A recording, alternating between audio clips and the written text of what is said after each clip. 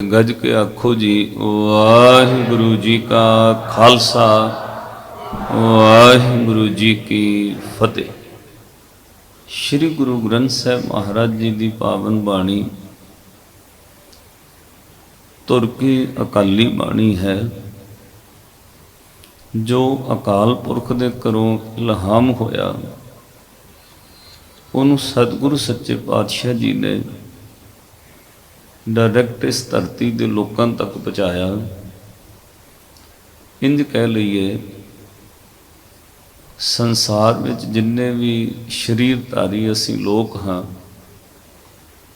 उस अकाल पुरख परिपूर्ण परमात्मा नाल गुरु ग्रंथ साहब जी की बाणी ने साडी सीधी गलबात कराई। किसी भी देश में जाना होवे उत्थों की भाषा सीखनी पैंदी है, उत्थों की लैंगुएज आनी जरूरी है। और जे किसी नूं भाषा ना आउंदी होवे, जे उस देश की उन्होंने लैंगुएज ना आउंदी होवे, तो फिर जदों तुसी उस देश में जाण वास्ते वीज़ा मंगदे हो, उदों इमिग्रेशन वालों अंबैसी विच एक बंदा अपॉइंट किया जाता है, उन्होंने ट्रांसलेटर कहते हैं। वो सामने बैठे इमिग्रेशन ऑफिसर का जो सवाल है तुहानूं तुहाडी भाषा विच कहंदा है, तुहाडी भाषा तो उत्तर सुन के उस ऑफिसर की भाषा के अंदर उन्होंने कन्वर्ट करके उहदी ट्रांसलेट करके उन्होंने आंसर दिंदा है। जे दोवां दा सवाल करने वाले और उत्तर देण वाले का तालमेल सही बह जाए, वो एंट्री दे देंदे ने।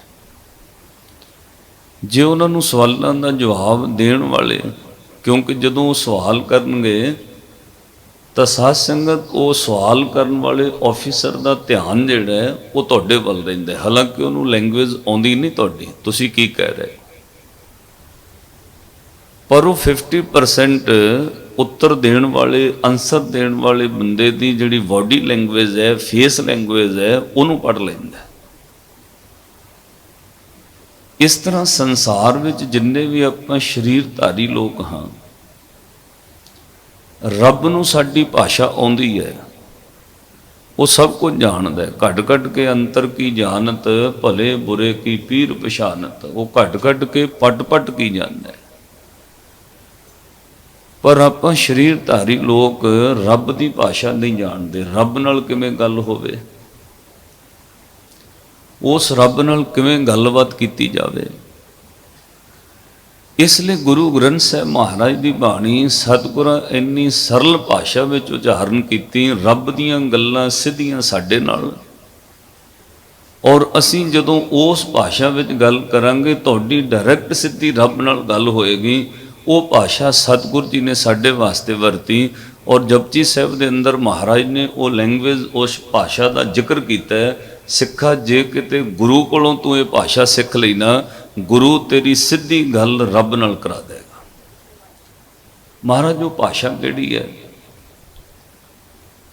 उन्होंने तुसीं रोज़ जपजी साहब अंदर पढ़ते हो, जिहड़ा नितनेम करते हो, जिहड़े पाठ पढ़ते हैं उन्होंने ये पंक्तियां भी याद ने। पहलों उहदे सवाल किया गया, साचा साहिब साच नाए भाख्या भाओ अपार। भाओ मीनिंग प्रेम, भाख्या दा अर्थ भाषा। उस सच्चे साहिब नाल गल करन वास्ते किहड़ी भाषा, किहड़ी भाख्या, किहड़ी लैंगुएज चाहिदी है, उन्होंने साहब ने कहा भाओ। उन्होंने प्रेम नाल जप, तेरी गल शुरू हो जाएगी। दो चीज़ां गुरमत में बड़ी अहमियत रखदियां ने। दोवां कंसैप्टां उत्ते महाराज ने बाखूबी बाणी उच्चारण की है, बड़े विस्तार नाल साहब ने दी व्याख्या कही है। एक भाओ ते दूजा भौ। भौ मीनिंग डर। जे किसी स्टूडेंट नूं टीचर का डर नहीं, वो कदे भी टीचर का पढ़ाया होया सबक नहीं सीख सकेगा, वो टीचर वर्गा नहीं बन सकेगा। उन्होंने भाव रखना पएगा। भाव दे विचों भाव पैदा हुंदा है, भाव दे विचों भावना पैदा हुंदी है। ਜੇ ਭਉ ਡਰ ਹੈ ਤਾਂ ਭਾਵਨਾ ਵੀ ਪੈਦਾ ਹੋਏਗੀ, ਕਿਉਂਕਿ ਡਰ ਵੀ ਦੋ ਤਰ੍ਹਾਂ ਦਾ ਹੈ। ਜਿਹੜਾ ਡਰ ਗੁਰੂ ਨੇ ਕਿਹਾ ਉਹਨੂੰ ਸਾਹਿਬ ਨੇ ਨਾਲ ਨਿਰਮਲ ਭਉ ਕਿਹਾ। ਜਦੋਂ ਰੱਬ ਨਾਲ ਆਤਮਾ ਦੀਆਂ ਚਾਰ ਲਾਵਾਂ ਦੀ ਗੱਲ ਕਹੀ, ਉਦੋਂ ਮਹਾਰਾਜ ਨੇ ਕਲਾਮ ਵਿੱਚ 3 ਨੰਬਰ ਤੇ ਜਾ ਕੇ ਕਿਹਾ, ਨਿਰਮਲ ਭਉ ਪਾਇਆ ਹਰ ਗੁਣ ਗਾਇਆ, ਹਰ ਵੇਖੈ ਰਾਮ ਹਦੂਰੇ। ਤੂੰ ਰੱਬ ਨੂੰ ਨੇੜੇ ਵੇਖਣਾ ਚਾਹੁੰਦਾ, ਨਿਰਮਲ ਭਉ ਵਿੱਚ ਆ। ਉਹ ਡਰ ਜਿਹਦੇ ਵਿੱਚ ਕੋਈ ਮੈਲ ਨਾ ਹੋਵੇ। ਦੁਨੀਆ ਦੇ ਬਾਕੀ ਡਰਾਂ ਵਿੱਚ ਮੈਲ ਹੈ। ਦੁਸ਼ਮਣ ਤੋਂ ਡਰਦਾ, ਮਨ ਮੈਲ ਹੈ, ਉਹ ਦੁਸ਼ਮਣ ਨੂੰ ਮਾਰ ਦਿੰਦਾ।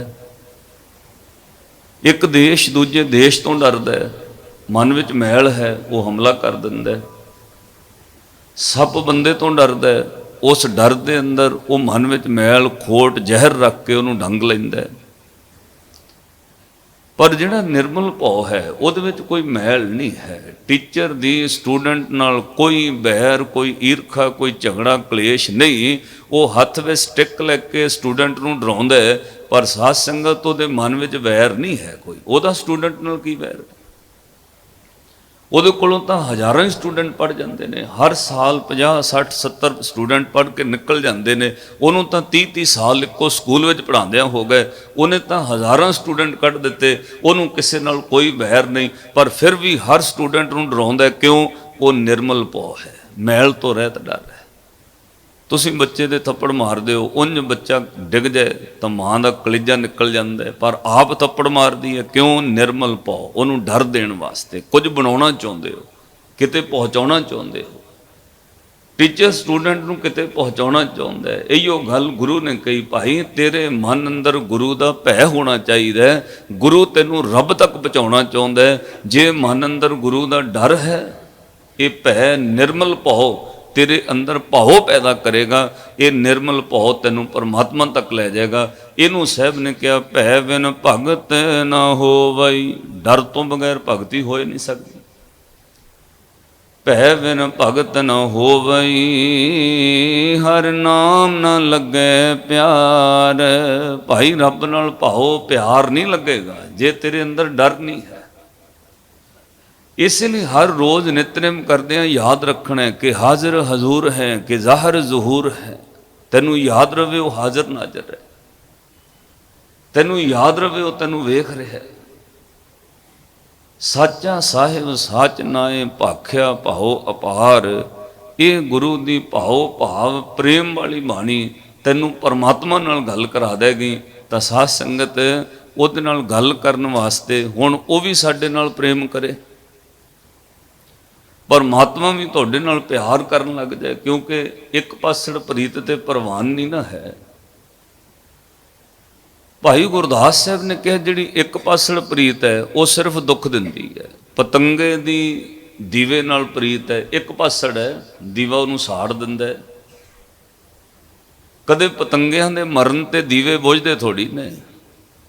ਤੁਸੀਂ ਗਰਮੀਆਂ ਵਿੱਚ ਵੇਖਦੇ ਹੋ, ਰੌਸ਼ਨੀ ਦੇ ਬਲਬ ਉੱਤੇ ਭਵੱਖੜ ਉਹ ਪਤੰਗੇ ਵੱਜਦੇ ਨੇ। ਸਵੇਰੇ ਉੱਠੋ, ਕਿੰਨੇ ਪਤੰਗੇ ਮਰੇ ਪਏ ਨੇ। ਕਦੇ ਬਲਬ ਨੂੰ ਅਫਸੋਸ ਹੁੰਦਾ ਹੈ ਕਿ ਮੇਰੇ ਕਰਕੇ ਮਰ ਗਿਆ? ਉਹਨੂੰ ਕੋਈ ਅਫਸੋਸ ਨਹੀਂ। ਮੱਛੀ ਨੂੰ ਪਾਣੀ ਚੋਂ ਕੱਢ ਦਿਓ, ਮੱਛੀ ਮਰ ਜਾਏਗੀ, ਪਰ ਪਾਣੀ ਨੂੰ ਕੋਈ ਅਫਸੋਸ ਨਹੀਂ ਮੱਛੀ ਮਰਨ ਦਾ। ਕਿਉਂਕਿ ਪਾਣੀ ਦੀ ਕੋਈ ਪ੍ਰੀਤ ਹੈ ਹੀ ਨਹੀਂ ਮੱਛੀ ਨਾਲ। ਇਸ ਲਈ ਭਾਈ ਗੁਰਦਾਸ ਸਾਹਿਬ ਨੇ ਕੁਝ ਉਦਾਹਰਨਾਂ ਦਿੱਤੀਆਂ। ਦੀਪਕ ਪੈ ਆਵਤ ਪਤੰਗ ਪ੍ਰੀਤ ਰੀਤ ਲੱਗ, ਦੀਪਕੈ ਮਹਾ ਵਿਪਰੀਤ ਮਿਲੈ ਜਾਰ ਹੈ। ਉਹਦੀ ਉਲਟ ਪ੍ਰੀਤ ਹੈ, ਉਹ ਸਾੜ ਦਿੰਦਾ, ਪਰ ਉਹਨੂੰ ਕੋਈ ਪਛਤਾਵਾ ਨਹੀਂ, ਕਿਉਂਕਿ ਇੱਕ ਪਾਸੜ ਪ੍ਰੀਤ ਹੈ। ਅਲ ਚਲ ਆਵਤ ਕਵਲ ਪੈ ਸਨੇਹ ਕਰ, ਕਮਲ ਸੰਪਟ ਬਾਂਧ ਪ੍ਰਾਨ ਪਰ ਹਾਰ ਹੈ। ਕਮਲ ਦੇ ਫੁੱਲ ਉੱਤੇ ਭੌਰਾ ਆਉਂਦਾ, ਸੂਰਜ ਛਿਪਦਾ, ਕਵਲ ਦਾ ਫੁੱਲ ਇਕੱਠਾ ਹੋ ਜਾਂਦਾ, ਭੌਰਾ ਵਿੱਚ ਮਰ ਜਾਂਦਾ। ਕਵਲ ਦਾ ਫੁੱਲ ਸਵੇਰੇ ਫਿਰ ਖਿੜਦਾ, ਉਹਨੂੰ ਭੌਰੇ ਦੇ ਮਰਨ ਦਾ ਕੋਈ ਪਛਤਾਵਾ ਨਹੀਂ, ਕਿਉਂਕਿ ਉਹਦੀ ਪ੍ਰੀਤ ਹੀ ਨਹੀਂ। ਮਨ ਵਿੱਚ ਕ੍ਰਮ ਜਲ ਮੀਨ ਲਿਵ ਲੀਨ, ਗਤ ਵਿਸ਼ਰਤ ਰਾਖ ਨਾ ਸਕਤ ਗਹਿ ਮਾਰ ਹੈ। ਕਹਿੰਦੇ ਭਾਈ ਮੱਛੀ ਨੂੰ ਪਾਣੀ ਚੋਂ ਕੱਢ ਲਓ, ਮੱਛੀ ਮਰਦੀ ਹੈ, ਪਾਣੀ ਥੋੜੀ ਸੁੱਕਦਾ, ਉਹਨੂੰ ਕੋਈ ਪ੍ਰੀਤ ਨਹੀਂ ਉਹਦੇ ਨਾਲ। ਪਰ ਗੁਰੂ ਕਿਹਾ ਸਿੱਖਾ ਤੂੰ ਯਾਦ ਰੱਖੀ, ਤੈਨੂੰ ਪ੍ਰੀਤ ਕਰਨੀ ਆਉਣੀ ਚਾਹੀਦੀ ਹੈ, ਤੈਨੂੰ ਗੁਰੂ ਨੂੰ ਰਿਝਾਉਣਾ ਆਉਣਾ ਚਾਹੀਦਾ ਹੈ। ਜਿੱਦਣ ਤੂੰ ਗੁਰੂ ਕੋਲੋਂ ਜੁਗਤ ਸਿੱਖ ਲਏਗਾ ਉਦਣ ਯਾਦ ਰੱਖੀ ਇਹ ਪ੍ਰੀਤ ਇੱਕ ਪਾਸੜ ਨਹੀਂ ਹੋਏਗੀ। ਉਹ ਤਾਂ ਇੱਕ ਤਿਲ ਨਹੀਂ ਭੰਨੇ ਘਾਲੇ, ਤੂੰ ਇੱਕ ਕਦਮ ਪ੍ਰੇਮ ਨਾਲ ਗੁਰੂ ਵੱਲ ਵਧੇਗਾ, ਗੁਰੂ ਕਰੋੜਾਂ ਕਦਮ ਅੱਗੇ ਹੋ ਜਾਏਗਾ। ਦੁਨੀਆ ਦੀ ਪ੍ਰੀਤ ਇੱਕ ਪਾਸੜ ਹੋ ਸਕਦੀ ਹੈ। ਮਨ ਜਪ ਮਨ ਬਚ ਕਰੀਮ ਜਲ ਮੀਨ, ਲਵ ਲਿਵ ਲੀਨ ਗਤ ਬਿਸ਼ਰਤ ਰਾਖ ਨਾ ਸਕਤ ਗਹਿ ਢਾਰ ਹੈ। ਕਹਿੰਦੇ ਦੁਨੀਆ ਦੇ ਲੋਕੋ ਕਿਸੇ ਨੂੰ ਪ੍ਰੀਤ ਕਰਨੀ ਗੁਰੂ ਨਾਲ ਆ ਜਾਏ, ਜੁਗਤ ਸਿੱਖ ਲੈ। ਜਿੱਦਣ ਜੁਗਤ ਸਿੱਖ ਲੈਂਦਾ ਸਿੱਖ ਉਦਣ ਸਾਧ ਸੰਗਤ, ਫਿਰ ਪ੍ਰੀਤ ਇੱਕ ਪਾਸੜ ਨਹੀਂ। ਤੁਸੀਂ ਇੱਕ ਕਦਮ ਵਧੋਗੇ, ਗੁਰੂ ਕਰੋੜਾਂ ਕਦਮ ਅੱਗੇ ਹੋਏਗਾ। ਤੁਸੀਂ ਭਾਵਨਾ ਤੇ ਪ੍ਰੇਮ ਨਾਲ ਇੱਕ ਕੌਡੀ ਰੱਖੋਗੇ, ਗੁਰੂ ਤੁਹਾਨੂੰ ਕਰੋੜਾਂ ਪਤੀ ਕਰਨ ਦੀ ਤਾਕਤ ਰੱਖਦਾ ਹੈ। ਇਸ ਲਈ ਭਾਈ ਗੁਰਦਾਸ ਸਾਹਿਬ ਨੇ ਅਗਲਾ ਕਵਿਤ ਕਿਹਾ, ਕਹਿੰਦੇ ਚਰਨ ਸ਼ਰਨ ਗੁਰ ਏਕ ਪੈਂਡਾ ਜਾਏ ਚੱਲ, ਸਤਿਗੁਰ ਕੋਟ ਪੈਂਡਾ ਅੱਗੇ ਹੋਏ ਲੇਤ ਹੈ। ਭਾਵਨੀ ਭਗਤ ਭਾਏ ਕੌਡੀ ਅਗਰ ਭਾਗ ਰੱਖੈ, ਤਾਹੇ ਗੁਰ ਸਰਬ ਨਿਧਾਨ ਦਾਨ ਦੇਤ ਹੈ। ਸਤਿਗੁਰ ਦਇਆ ਨਿਧ ਮਹਿਮਾ ਅਗਾਧ ਬੋਧ, ਨਮੋ ਨਮੋ ਨਮੋ ਨਮੋ ਨੇਤ ਨੇਤ ਨੇਤ ਹੈ। ਕਹਿੰਦੇ ਗੁਰੂ ਦੀ ਵਡਿਆਈ ਹੈ। ਹੁਣ ਸਵਾਲ ਪੈਦਾ ਹੋਇਆ ਕਿਹੜੀ ਭੇਟਾ ਫਿਰ ਗੁਰੂ ਨੂੰ ਭੇਂਟ ਕਰੀਏ? ਕੀ ਇਕੱਲਾ ਭਾਉ ਭਾਉ ਮਿਨੰਗ ਪ੍ਰੇਮ, ਉਹ ਕਿਵੇਂ ਪੈਦਾ ਹੋਵੇ? ਅਕਸਰ ਪ੍ਰੇਮ ਕਿਤੋਂ ਸਿਖਾਇਆ ਨਹੀਂ ਜਾਂਦਾ। ਦੁਨੀਆ ਦੇ ਹਰ ਇੰਸਟੀਚਿਊਟ ਕਾਲਜ ਵਿੱਚ ਬੜੀ ਅਕੈਡਮਿਕ ਐਜੂਕੇਸ਼ਨ ਪੜ੍ਹਾਈ ਜਾਂਦੀ ਹੈ, ਕਿਤੇ ਕੋਈ ਪ੍ਰੇਮ ਕਰਨਾ ਸਿਖਾਉਂਦਾ ਕਿਸੇ ਨੂੰ? ਹਾਂ, ਆ ਝੂਠੀਆਂ ਬਾਤਾਂ ਅਲੱਗ ਨੇ। ਜਿਹੜੇ ਲੋਕ ਕਹਿੰਦੇ ਨੇ ਮੈਂ ਇਸ ਤਰ੍ਹਾਂ ਤੇਰੇ ਬਗੈਰ ਮਰ ਜਾਵਾਂਗਾ, ਕੋਈ ਨਹੀਂ ਸੰਸਾਰ ਵਿੱਚ ਇਸ ਤਰ੍ਹਾਂ ਮਰਦਾ, ਸਭ ਝੂਠਾ ਹੈ। ਅਕਾਲ ਪੁਰਖ ਰੱਬ ਨਾਲ ਸੱਚਾ ਪ੍ਰੇਮ ਕਰਨਾ ਕੌਣ ਸਿਖਾਉਂਦਾ ਹੈ? ਕੋਈ ਭੇਟਾ ਕੋਈ ਐਸੀ ਚੀਜ਼ ਹੋਵੇ ਜਿਹਦੇ ਨਾਲ ਰੱਬ ਵੀ ਤੁਹਾਨੂੰ ਪਿਆਰ ਕਰੇ। ਤਾਂ ਆ ਜ਼ਿੰਦਗੀ ਵਿੱਚ ਯਾਦ ਰੱਖਿਓ, ਤੁਸੀਂ ਸੁਣਦੇ ਰਹਿੰਦੇ ਹੋ ਕਥਾ। ਮੈਨੂੰ ਪਤਾ ਹੈ ਤੁਸੀਂ ਵਿਦਵਾਨਾਂ ਨੂੰ ਸੁਣਿਆ ਔਰ ਪੀਤਾ, ਬੜੇ ਪਿਆਰ ਨਾਲ ਸੁਣਿਆ। ਸਤਿਗੁਰੂ ਨੇ ਅਗਲੀ ਪੌੜੀ ਵਿੱਚ ਇੱਕ ਬਚਨ ਕਿਹਾ, ਉਹਦੇ ਵਿੱਚ ਸਵਾਲ ਕਰਕੇ ਕਹਿੰਦੇ ਨੇ ਕਿਹੜੀ ਚੀਜ਼ ਗੁਰੂ ਨੂੰ ਭੇਂਟ ਕਰੀਏ ਕਿ ਗੁਰੂ ਤੁਹਾਡੇ ਨਾਲ, ਰੱਬ ਤੁਹਾਡੇ ਨਾਲ ਪਿਆਰ ਕਰਨ ਲੱਗ ਜਾਏ? ਸਤਿਗੁਰ ਸੱਚੇ ਪਾਤਸ਼ਾਹ ਨੇ ਫਿਰ ਉੱਥੇ ਭੇਟਾ ਦੱਸੀ। ਜਦੋਂ ਕਹਿਣਗੇ ਫੇਰ ਕੇ ਅੱਗੇ ਰੱਖੀਐ, ਪੜੋ ਫੇਰ ਕੇ ਅੱਗੇ ਰੱਖੀਐ, ਜਿਤ ਦਿਸੈ ਦਰ ਮੋਕੇ ਬੋਲਣ ਬੋਲੀਐ, ਜਿਤ ਸੁਣ ਧਰੇ ਪਿਆਰ। ਉਹ ਵੀ ਪਿਆਰ ਧਰੇ ਨਾ ਸਾਡੇ ਅੰਦਰ, ਉਹ ਭਾਵ ਉਹ ਪ੍ਰੇਮ ਉਸ ਲੈਵਲ ਤੱਕ ਚਲਾ ਜਾਏ ਕਿ ਉਹ ਵੀ ਪ੍ਰੇਮ ਕਰਨ ਲੱਗ ਜਾਏ। ਤਾਂ ਕਿਹੜੀ ਭੇਟਾ? ਕੀ ਕੋਈ 10 20 50 ਰੁਪਏ ਗੋਲਕ ਵਿੱਚ ਪਾਉਣ ਨਾਲ ਠੀਕ ਹੋ ਗਿਆ ਕੰਮ? ਕੀ ਜਪਜੀ ਸਾਹਿਬ ਪੜ੍ਹ ਲਿਆ ਰੋਜ਼, ਬਸ ਇੱਥੋਂ ਤੱਕ ਫਿਨਿਸ਼ ਹੈ, ਇਹਦੇ ਨਾਲ ਪ੍ਰੇਮ ਪੈਦਾ ਹੋ ਜਾਂਦਾ ਹੈ? ਸਾਹਿਬ ਨੇ ਕਿਹਾ ਨਹੀਂ, ਇੱਕ ਭੇਟਾ ਤੈਨੂੰ ਦੇਣੀ ਪੈਣੀ ਹੈ। ਪੜੋ ਫੇਰ ਕੇ ਅੱਗੇ ਰੱਖੀਐ, ਜਿਤ ਦਿਸੈ ਦਰ ਮੋਕੇ ਬੋਲਣ ਬੋਲੀਐ, ਜਿਤ ਸੁਣ। ਹੁਣ ਭੇਟਾ ਗੁਰੂ ਨੇ ਦੱਸੀ। ਸਾਹਿਬ ਕਹਿੰਦੇ ਅੰਮ੍ਰਿਤ ਵੇਲਾ ਸਚ ਨਾਉ, ਵਡਿਆਈ ਵਿਚਾਰ। ਇੱਕ ਭੇਟਾ ਰੱਬ ਨੂੰ ਗੁਰੂ ਨੂੰ ਚਾਹੀਦੀ ਹੈ। ਉਹ ਕੀ ਹੈ? ਸਵੇਰੇ ਦਿਨ ਚੜ੍ਹਨ ਤੋਂ 2 2.5 3 ਘੰਟੇ ਪਹਿਲਾਂ, ਦਿਨ ਚੜ੍ਹਨ ਤੋਂ 2 3 ਘੰਟੇ ਪਹਿਲਾਂ ਜਿਹੜੀ ਤੈਨੂੰ ਮਿੱਠੀ ਜਿਹੀ ਨੀਂਦ ਆਉਂਦੀ ਹੈ, ਉਹ ਗੁਰੂ ਨੂੰ ਭੇਟਾ 'ਚ ਦੇ ਦੇ। ਤੈਨੂੰ ਅੰਮ੍ਰਿਤ ਵੇਲਾ ਗੁਰੂ ਨੂੰ ਦੇਣਾ ਪੈਣਾ। ਉਸ ਮਿੱਠੀ ਨੀਂਦ ਨੂੰ ਤਿਆਗਣਾ ਪੈਣਾ। ਪੂਰੀ ਰਾਤ ਦੀ ਨੀਂਦ ਨਾਲੋਂ ਸਭ ਨਾਲੋਂ ਮਿੱਠੀ ਨੀਂਦ ਪਤਾ ਕਿਹੜੀ ਹੈ? ਜਿਹੜੀ ਸਵੇਰੇ 3 4 ਵਜੇ ਸ਼ੁਰੂ ਹੁੰਦੀ ਹੈ, ਉਹ ਸਭ ਤੋਂ ਮਿੱਠੀ ਨੀਂਦ ਹੈ। ਤੁਸੀਂ ਸੈਂਕੜੇ ਲੋਕ ਵੇਖੋਗੇ, ਤੁਹਾਡਾ ਵੀ ਤਜਰਬਾ ਰਹਿਣਾ। ਅਲਾਰਮ ਲਾ ਕੇ ਲੋਕ ਸੌਂ ਜਾਂਦੇ ਨੇ, 4 ਵਜੇ ਅਲਾਰਮ ਵੱਜਦਾ ਹੈ, ਬੰਦ ਕਰਕੇ ਕਹਿਣਗੇ 5 ਮਿੰਟ ਸੌਂ ਲਾਂ, ਫਿਰ ਤਾਂ 7 ਵੱਜ ਜਾਂਦੇ ਨੇ, ਫਿਰ ਤੇ 6 ਵਜੇ ਉੱਠਦੇ ਨੇ। ਇੰਨੀ ਮਿੱਠੀ ਨੀਂਦ ਹਜ਼ੂਰ ਨੇ ਕਿਹਾ ਇਹ ਤਿਆਗਣੀ ਪਏਗੀ। ਇਹ ਅੰਮ੍ਰਿਤ ਵੇਲਾ ਗੁਰੂ ਨੂੰ ਦੇ। ਜਿੰਨੀ ਦੇਰ ਨੇਮ ਨਹੀਂ ਬਣਦਾ ਉਨੀ ਦੇਰ ਪ੍ਰੇਮ ਪੈਦਾ ਨਹੀਂ ਹੁੰਦਾ। ਹਾਂ, ਉਹ ਅਵਸਥਾ ਅਗਲੀ ਕਲਾਸ ਹੈ ਜਿੱਥੇ ਨੇਮ ਥੱਲੇ ਰਹਿ ਜਾਂਦੇ ਨੇ, ਪ੍ਰੇਮ ਬਹੁਤ ਉੱਚਾ ਚਲੇ ਜਾਂਦਾ ਹੈ। ਤੁਹਾਨੂੰ ਕਈਆਂ ਇਹ ਵੀ ਸੁਣਾਇਆ ਤੇ ਸਿਖਾਇਆ ਹੋਣਾ ਕਿ ਜਦੋਂ ਨਾਮ ਜਪੋ ਉਦੋਂ ਹੀ ਅੰਮ੍ਰਿਤ ਵੇਲਾ ਹੈ, ਜਦੋਂ ਬਾਣੀ ਪੜੋ ਭਾਈ ਉਦੋਂ ਹੀ ਅੰਮ੍ਰਿਤ ਵੇਲਾ ਹੈ। ਸਾਧ ਸੰਗਤ ਤੋਂ ਕਲਾਸ ਹੋਰ ਹੈ, ਉਹ ਸਾਡੀ ਨਹੀਂ। ਅਸੀਂ ਅਜੇ ਨਰਸਰੀ, ਪ੍ਰੀ ਨਰਸਰੀ, LKG ਉਹਨਾਂ ਕਲਾਸਾਂ ਵਿੱਚ ਬੈਠੇ ਆ ਜਿੱਥੋਂ ਸ਼ੁਰੂਆਤ ਕਰਨੀ ਹੈ। ਇੱਥੇ ਨੇਮ ਦਾ ਹੋਣਾ ਅਤਿਅੰਤ ਜ਼ਰੂਰੀ ਹੈ। ਇੱਕ ਕਲਾਸ ਉਹ ਹੈ ਜਿੱਥੇ ਨੇਮ ਥੱਲੇ ਰਹਿ ਜਾਂਦਾ ਹੈ, ਜਿਹਨੂੰ ਸ਼੍ਰੀ ਗੁਰੂ ਗੋਬਿੰਦ ਸਿੰਘ ਮਹਾਰਾਜ ਜੀ ਨੇ ਕਿਹਾ, ਪ੍ਰੇਮ ਕੋ ਪ੍ਰਭਾਵ ਐਸੋ ਪ੍ਰੇਮ ਤਹਾਂ ਨੇਮ ਕੈਸੋ। ਜਦੋਂ ਪ੍ਰੇਮ ਦਾ ਪ੍ਰਭਾਵ ਵੱਧ ਜਾਂਦਾ ਹੈ ਉਦੋਂ ਨੇਮ ਥੱਲੇ ਰਹਿ ਜਾਂਦਾ ਹੈ। ਪਰ ਉਸ ਸੀਮਾ ਤੱਕ ਪਹੁੰਚਣ ਵਾਸਤੇ ਨੇਮ ਪਹਿਲਾਂ ਅਤਿਅੰਤ ਜ਼ਰੂਰੀ ਹੈ। ਪਹਿਲੀ ਕਲਾਸ ਦੇ ਬੱਚੇ ਨੂੰ ਟੀਚਰ ਵਾਈ ਸਨੈਪ ਪੜਾਉਂਦਾ ਹੈ, A for Apple, V for bat, C for cat. ਜਦੋਂ ਦੀਆਂ ਕਲਾਸਾਂ ਵੱਡੀਆਂ ਹੋ ਜਾਂਦੀਆਂ ਨੇ ਹੁਣ ਉਹ ਤਸਵੀਰ ਦਿਖਾਉਣ ਦੀ ਲੋੜ ਨਹੀਂ, ਉਹ ਪਹਿਲਾਂ ਤਸਵੀਰ ਦਿਖਾ ਕੇ ਅੱਖਰ ਮਨ 'ਚ ਵਸਾਉਂਦਾ ਹੈ। ਜਦੋਂ ਅੱਖਰ ਵਸ ਜਾਂਦੇ ਨੇ ਵੱਡੀਆਂ ਕਲਾਸਾਂ ਦੇ ਸਾਹਮਣੇ ਉਹ ਟੀਚਰ ਪੈਰਾਗ੍ਰਾਫ ਬੋਲਦਾ ਹੈ, ਉਹ ਲਿਖੀ ਜਾਂਦਾ ਹੈ। ਹੁਣ ਦੱਸਣ ਦੀ ਲੋੜ ਨਹੀਂ ਕਿ C ਲਿਖੋ, C ਫਾਰ ਕੈਟ ਵਾਲੀ, ਨੋ, ਦੱਸਣਾ ਹੀ ਨਹੀਂ, ਅੱਖਰ ਵਸ ਗਿਆ। ਸੋ ਸ਼ੁਰੂਆਤ ਵਿੱਚ ਨੇਮ ਦਾ ਹੋਣਾ ਅਤਿਅੰਤ ਜ਼ਰੂਰੀ ਹੈ। ਜਿਹੜੇ ਲੋਕ ਕਹਿੰਦੇ ਨੇ ਬਿਨਾਂ ਨੇਮ ਤੋਂ ਪ੍ਰੇਮ ਹੋ ਜਾਏਗਾ, ਹੋ ਹੀ ਨਹੀਂ ਸਕੇਗਾ ਕਦੇ। ਇਸ ਲਈ ਸਾਹਿਬ ਨੇ ਕਿਹਾ ਸ਼ੁਰੂਆਤ ਕਰ ਕੀ ਕਰ, ਇੱਕ ਭੇਟਾ ਦੇ ਅੰਮ੍ਰਿਤ ਵੇਲਾ ਸਚ ਨਾਉ। ਬੋਲੋ ਅੰਮ੍ਰਿਤ ਵੇਲਾ ਸਚ ਨਾਉ, ਵਡਿਆਈ ਵੀ। ਫਿਰ ਗੁਰੂ ਨੇ ਸੁਚੇਤ ਕੀਤਾ ਹੈ, ਉੱਠਦਿਆਂ ਸਾਰ ਤੇਰੀ ਸੁਰਤ ਇੱਧਰ ਉੱਧਰ ਨਹੀਂ ਜਾਣੀ ਚਾਹੀਦੀ। ਅੰਮ੍ਰਿਤ ਵੇਲਾ ਕਿਉਂ ਦਿੱਤਾ ਹੈ? ਉਸ ਵਕਤ ਤੁਹਾਡਾ ਸਰੀਰ ਵੀ ਤਾਜ਼ਾ ਹੈ, ਕਿਉਂਕਿ ਤੁਸੀਂ 7-8 ਘੰਟੇ 6 ਘੰਟੇ ਨੀਂਦ ਲੈ ਕੇ ਹਟੇ ਹੋ। ਤੁਹਾਡੀ ਸੁਰਤ ਵੀ ਖਾਲੀ ਹੈ। ਤੁਹਾਨੂੰ ਬਹੁਤ ਸਾਰੇ ਡਾਕਟਰ ਇਸ ਤਰ੍ਹਾਂ ਕਹਿਣਗੇ ਕਿ ਭਾਈ ਜੇ ਕਿਸੇ ਨੇ ਆਪਣਾ BP ਚੈੱਕ ਕਰਨਾ ਹੈ, ਮੈਂ ਬਾਹਰ ਵਿਦੇਸ਼ਾਂ ਵਿੱਚ ਵੀ ਵੇਖਿਆ, ਇੱਥੇ ਤਾਂ ਲੋਕ 10 ਵਜੇ ਰੋਟੀਆਂ ਖਾ ਕੇ BP ਚੈੱਕ ਕਰਾਉਂਦੇ ਨੇ। ਉੱਧਰਲੇ ਡਾਕਟਰ ਕਹਿਣਗੇ ਸਵੇਰੇ ਉੱਠਦਿਆਂ ਸਾਰ ਪਹਿਲਾਂ ਆਪਣਾ BP ਔਰ ਸ਼ੂਗਰ ਚੈੱਕ ਕਰੋ। ਉੱਠਦਿਆਂ ਸਾਰ ਕੀ ਸ਼ੂਗਰ ਲੈਵਲ ਹੈ, ਕੀ BP ਲੈਵਲ ਹੈ, ਉਹ ਸਹੀ ਦਾ ਐਕੂਰੇਟ ਸਰੀਰ ਦਾ ਸਿਸਟਮ ਹੈ। ਕਿਉਂਕਿ ਉਦੋਂ ਤੁਸੀਂ ਨਾਰਮਲ ਸਰੀਰ ਨੀਂਦ ਲੈ ਕੇ ਉੱਠੇ ਹੋ, ਉਦੋਂ ਸਰੀਰ ਦੇ ਸਾਰੇ ਤੱਤ, ਖਾਧਾ ਹੋਇਆ ਭੋਜਨ ਸਹੀ ਜਗ੍ਹਾ ਤੇ ਪਹੁੰਚ ਗਿਆ। ਤੁਸੀਂ ਬਿਲਕੁਲ ਖਾਲੀ ਪੇਟ ਹੋ, ਉਦੋਂ ਸਭ ਕੁਝ ਖਾਧਾ ਹੋਇਆ ਆਪੋ ਆਪਣੀ ਜਗ੍ਹਾ ਤੇ, ਪ੍ਰੋਟੀਨ, ਵਿਟਾਮਿਨ, ਜੋ ਕੁਝ ਵੀ ਸੀ ਉਹ ਖਾਧਾ ਭੋਜਨ ਪਹੁੰਚ ਗਿਆ ਆਪਣੀ ਜਗ੍ਹਾ ਤੇ। ਹੁਣ ਚੈੱਕ ਕਰੋ ਤੁਹਾਡਾ ਲੈਵਲ ਕੀ ਹੈ। ਇਸ ਨੂੰ ਸਾਹਿਬ ਨੇ ਕਿਹਾ ਸਰੀਰ ਕਰਕੇ ਤਾਜ਼ਾ ਹੋ ਗਿਆ, 6 ਘੰਟੇ 5 ਘੰਟੇ 8 ਘੰਟੇ ਨੀਂਦ ਲੈ ਲਈ ਹੈ, ਸੁਰਤ ਕਰਕੇ ਤਾਜ਼ਾ ਹੈ, ਤੈਨੂੰ ਕਿਸੇ ਦਾ ਫੋਨ ਨਹੀਂ ਆਉਣਾ, ਕਿਸੇ ਦੀ ਚਿੰਤਾ ਨਹੀਂ। ਉਦੋਂ ਉੱਠਦਿਆਂ ਸਾਰ ਤੇਰਾ ਫਸਟ ਵਰਕ, ਪਹਿਲਾ ਕੰਮ ਐਵਰੀ ਡੇ ਇਹ ਹੋਣਾ ਚਾਹੀਦਾ ਹੈ, ਗੁਰ ਸਤਿਗੁਰ ਕਾ ਜੋ ਸਿੱਖ ਖਾਏ, ਸੋ ਭਲ ਕੇ ਉੱਠ ਹਰ ਨਾਮ। ਭਲ ਕੇ ਉੱਠਦਿਆਂ ਸਾਰ ਸਵੇਰੇ ਪਹਿਲਾ ਕੰਮ, ਸੋ ਭਲ ਕੇ ਉੱਠ ਹਰ ਨਾਮ ਧਿਆਵੇ, ਉਦਮ ਕਰੇ ਬਲ ਕੇ ਬਰਬਾਦੀ, ਇਸ਼ਨਾਨ ਕਰੇ ਅੰਮ੍ਰਿਤ ਸਰ। ਪਰ ਭਾਈ ਉੱਠਦਿਆਂ ਸਾਰ ਪਹਿਲਾਂ ਨਾਮ ਜਪੀ। ਗੁਰੂ ਨੇ ਕਿਹਾ ਉੱਠਦਿਆਂ ਸਾਰ ਤੇਰੀ ਰਸਨਾ ਤੇ ਜ਼ੁਬਾਨ ਤੇ ਪਹਿਲਾ ਸ਼ਬਦ, ਫਸਟ ਵਰਕ ਇਹ ਹੋਣਾ ਚਾਹੀਦਾ ਤੇਰੀ ਜ਼ੁਬਾਨ ਤੇ ਉੱਠਦਿਆਂ ਸਾਰ ਆਵੇ, ਸਤਨਾਮ ਸ੍ਰੀ।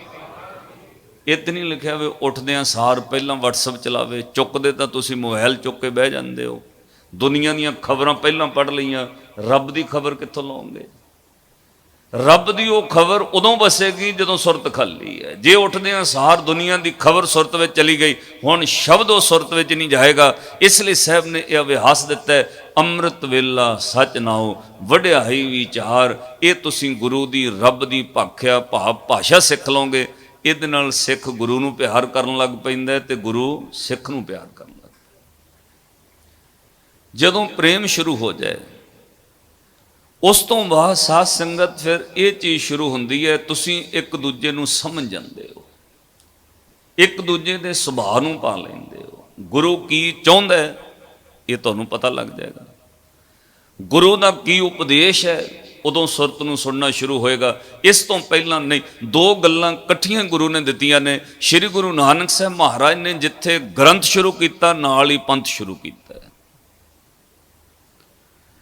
ਜੇ ਸਾਹਿਬ ਨੇ ਇੱਕ ਓੰਕਾਰ ਤੋਂ ਜਪਜੀ ਸਾਹਿਬ ਆਰੰਭ ਕੀਤਾ ਹੈ, ਗੁਰੂ ਗ੍ਰੰਥ ਸਾਹਿਬ ਦੀ ਬਾਣੀ ਆਰੰਭ ਹੋਈ ਹੈ, ਜਦੋਂ ਬਾਣੀ ਉਚਾਰਨ ਕਰਨੀ ਸ਼ੁਰੂ ਕੀਤੀ ਉਦੋਂ ਗੁਰੂ ਨਾਨਕ ਸਾਹਿਬ ਮਹਾਰਾਜ ਨੇ ਗ੍ਰੰਥ ਦੇ ਨਾਲ ਪੰਥ ਵੀ ਸ਼ੁਰੂ ਕੀਤਾ। ਮਾਰਿਆ ਸਿੱਕਾ ਜਗਤ ਵਿੱਚ ਨਾਨਕ ਨਿਰਮਲ ਪੰਥ ਚਲਾਇਆ। ਉਹ ਪੰਥ ਦਾ ਅਰਥ ਹੈ ਰਸਤਾ। ਸਾਹਿਬ ਨੇ ਉਹ ਰਸਤਾ ਵੀ ਦੱਸਿਆ, ਭਾਈ ਮੰਜ਼ਿਲ ਤੇ ਕਿਵੇਂ ਪਹੁੰਚਣਾ ਹੈ। ਮੰਜ਼ਿਲ ਨਾਲੋਂ ਅਤਿਅੰਤ ਜਾਣਨਾ ਜ਼ਰੂਰੀ ਰਸਤਾ ਹੈ। ਤੁਸੀਂ ਕਿਸੇ ਜਗ੍ਹਾ ਤੇ ਜਾਂਦੇ ਹੋ, ਪਹਿਲਾਂ ਉਤੋਂ ਰਸਤਾ ਪੁੱਛਦੇ ਹੋ, ਕਿੱਧਰ ਜੀ ਆਈਏ ਜੀ। ਤੁਰਨ ਲੱਗਿਆਂ ਪਹਿਲਾਂ ਨੈਵੀਗੇਸ਼ਨ ਲਾਉਂਦੇ ਹੋ, ਕਿਹੜਾ ਰਸਤਾ ਸਹੀ ਰਹੇਗਾ ਉਸ ਮੰਜ਼ਿਲ ਤੱਕ। ਜਿਨ੍ਹਾਂ ਲੋਕਾਂ ਨੇ ਰਸਤੇ ਗਲਤ ਚੂਜ਼ ਕਰ ਲਏ, ਉਹ ਜ਼ਿੰਦਗੀ ਵਿੱਚ ਮੰਜ਼ਿਲ ਤੇ ਕਦੇ ਨਹੀਂ ਪਹੁੰਚ ਸਕੇ। ਸਭ ਤੋਂ ਪਹਿਲਾਂ ਜ਼ਰੂਰੀ ਹੈ ਰਸਤਾ ਸਹੀ ਚੂਜ਼ ਹੋਣਾ ਚਾਹੀਦਾ। ਜਿਨ੍ਹਾਂ ਲੋਕਾਂ ਦਾ ਪੰਥ ਗਲਤ ਹੋ ਗਿਆ, ਸਾਧ ਸੰਗਤ, ਉਹ ਕਦੇ ਵੀ ਉਸ ਗ੍ਰੰਥ ਤੱਕ ਨਹੀਂ ਪਹੁੰਚ ਸਕੇ, ਮੰਜ਼ਿਲ ਤੱਕ ਪਹੁੰਚ ਹੀ ਨਹੀਂ ਸਕੇ। ਇਸ ਲਈ ਪਹਿਲਾਂ ਰਸਤਾ ਸਹੀ ਹੋਣਾ ਚਾਹੀਦਾ। ਰਸਤੇ ਬਦਲਣ ਵਾਲੇ ਲੋਕ ਰਸਤਿਆਂ ਵਿੱਚ ਹੀ ਰਹਿ ਜਾਂਦੇ ਨੇ। ਸਾਧ ਸੰਗਤ, ਡਾਕਟਰ ਸਰ ਇਕਬਾਲ ਨੇ ਇੱਕ ਗੱਲ ਲਿਖੀ, ਕਹਿੰਦਾ ਮਸਜਿਦ ਜਾਂ ਗੁਰਦੁਆਰਾ ਮੰਦਰ ਸਾਰਿਆਂ ਲਈ ਸਾਂਝੀ ਹੁੰਦੀ ਹੈ ਗੱਲ ਧਰਮ ਦੀ। ਮਸਜਿਦ ਬਣਾਉਣੀ ਕੋਈ ਔਖੀ ਨਹੀਂ, ਇੱਟਾਂ ਸੁੱਟੀਆਂ, ਪੈਸੇ ਇਕੱਠੇ ਕੀਤੇ, ਮਸਜਿਦ ਬਣਾ ਲਈ। ਪਰ ਇਹ ਪੁਰਾਣਾ ਪਾਪੀ ਜਨਮਾਂ ਜਨਮਾਂ ਦਾ ਮਨ ਕਿਤੇ ਉਸ ਮਸਜਿਦ ਵਿੱਚ ਨਮਾਜ਼ ਪੜ੍ਹਨ ਲੱਗ ਜਾਏ, ਕਿਤੇ ਸਰੀਰ ਨੂੰ ਮਸਜਿਦ ਸਮਝ ਕੇ ਅੰਦਰ ਇਹ ਮਨ ਨਮਾਜ਼ ਅਦਾ ਕਰਨ ਲੱਗ ਜਾਏ, ਫਿਰ ਬਾਹਰਲੀ ਇਹ ਬਣੀ ਹੋਈ ਮਸੀਤ ਵੀ ਉਹਦੇ ਲਈ ਭਲੀ ਹੈ। ਜੇ ਇਸ ਸਰੀਰ ਦੀ ਮਸੀਤ ਚੋਂ ਨਮਾਜ਼ ਨਾ ਆਈ, ਆ ਬਾਹਰਲੀ ਮਸੀਤ ਵਿੱਚ ਸਿਰ ਝੁਕਾਉਣਾ ਬਿਰਥ ਚਲਾ ਜਾਏਗਾ। मस्जिद तो बना दी शब्बर में, इमां की हरारत वालों ने मन अपना पुराना पापी है। वर्षों में नवाजी बन ना सका, सालों दे साल गुजर गए, मन नवाजी नहीं होया, सिर झुकदा रहा। सतगुरु गुरु नानक साहब महाराज जी ने बड़ी बड़ी बख्शिश किरपा की। इस धरती के लोगों को बड़ी सरल भाषा विच अकाल पुरख रब नाल जोड़िया। पहला वो कठिन भाषा सी जिन्हों गुरु ग्रंथ साहब महाराज की बाणी अंदर भगत कबीर साहब ने कहा, कबीर कागद की ओबरी मस के कर्म कपाट, पाहन बोरी प्रथमी पंडित पाड़ी भाट। कहते दुनिया के लोगों, पंडित ने वेखो की कीता है। कबीर कागद की ओबरी, ओबरी का अर्थ हुंदा कैद।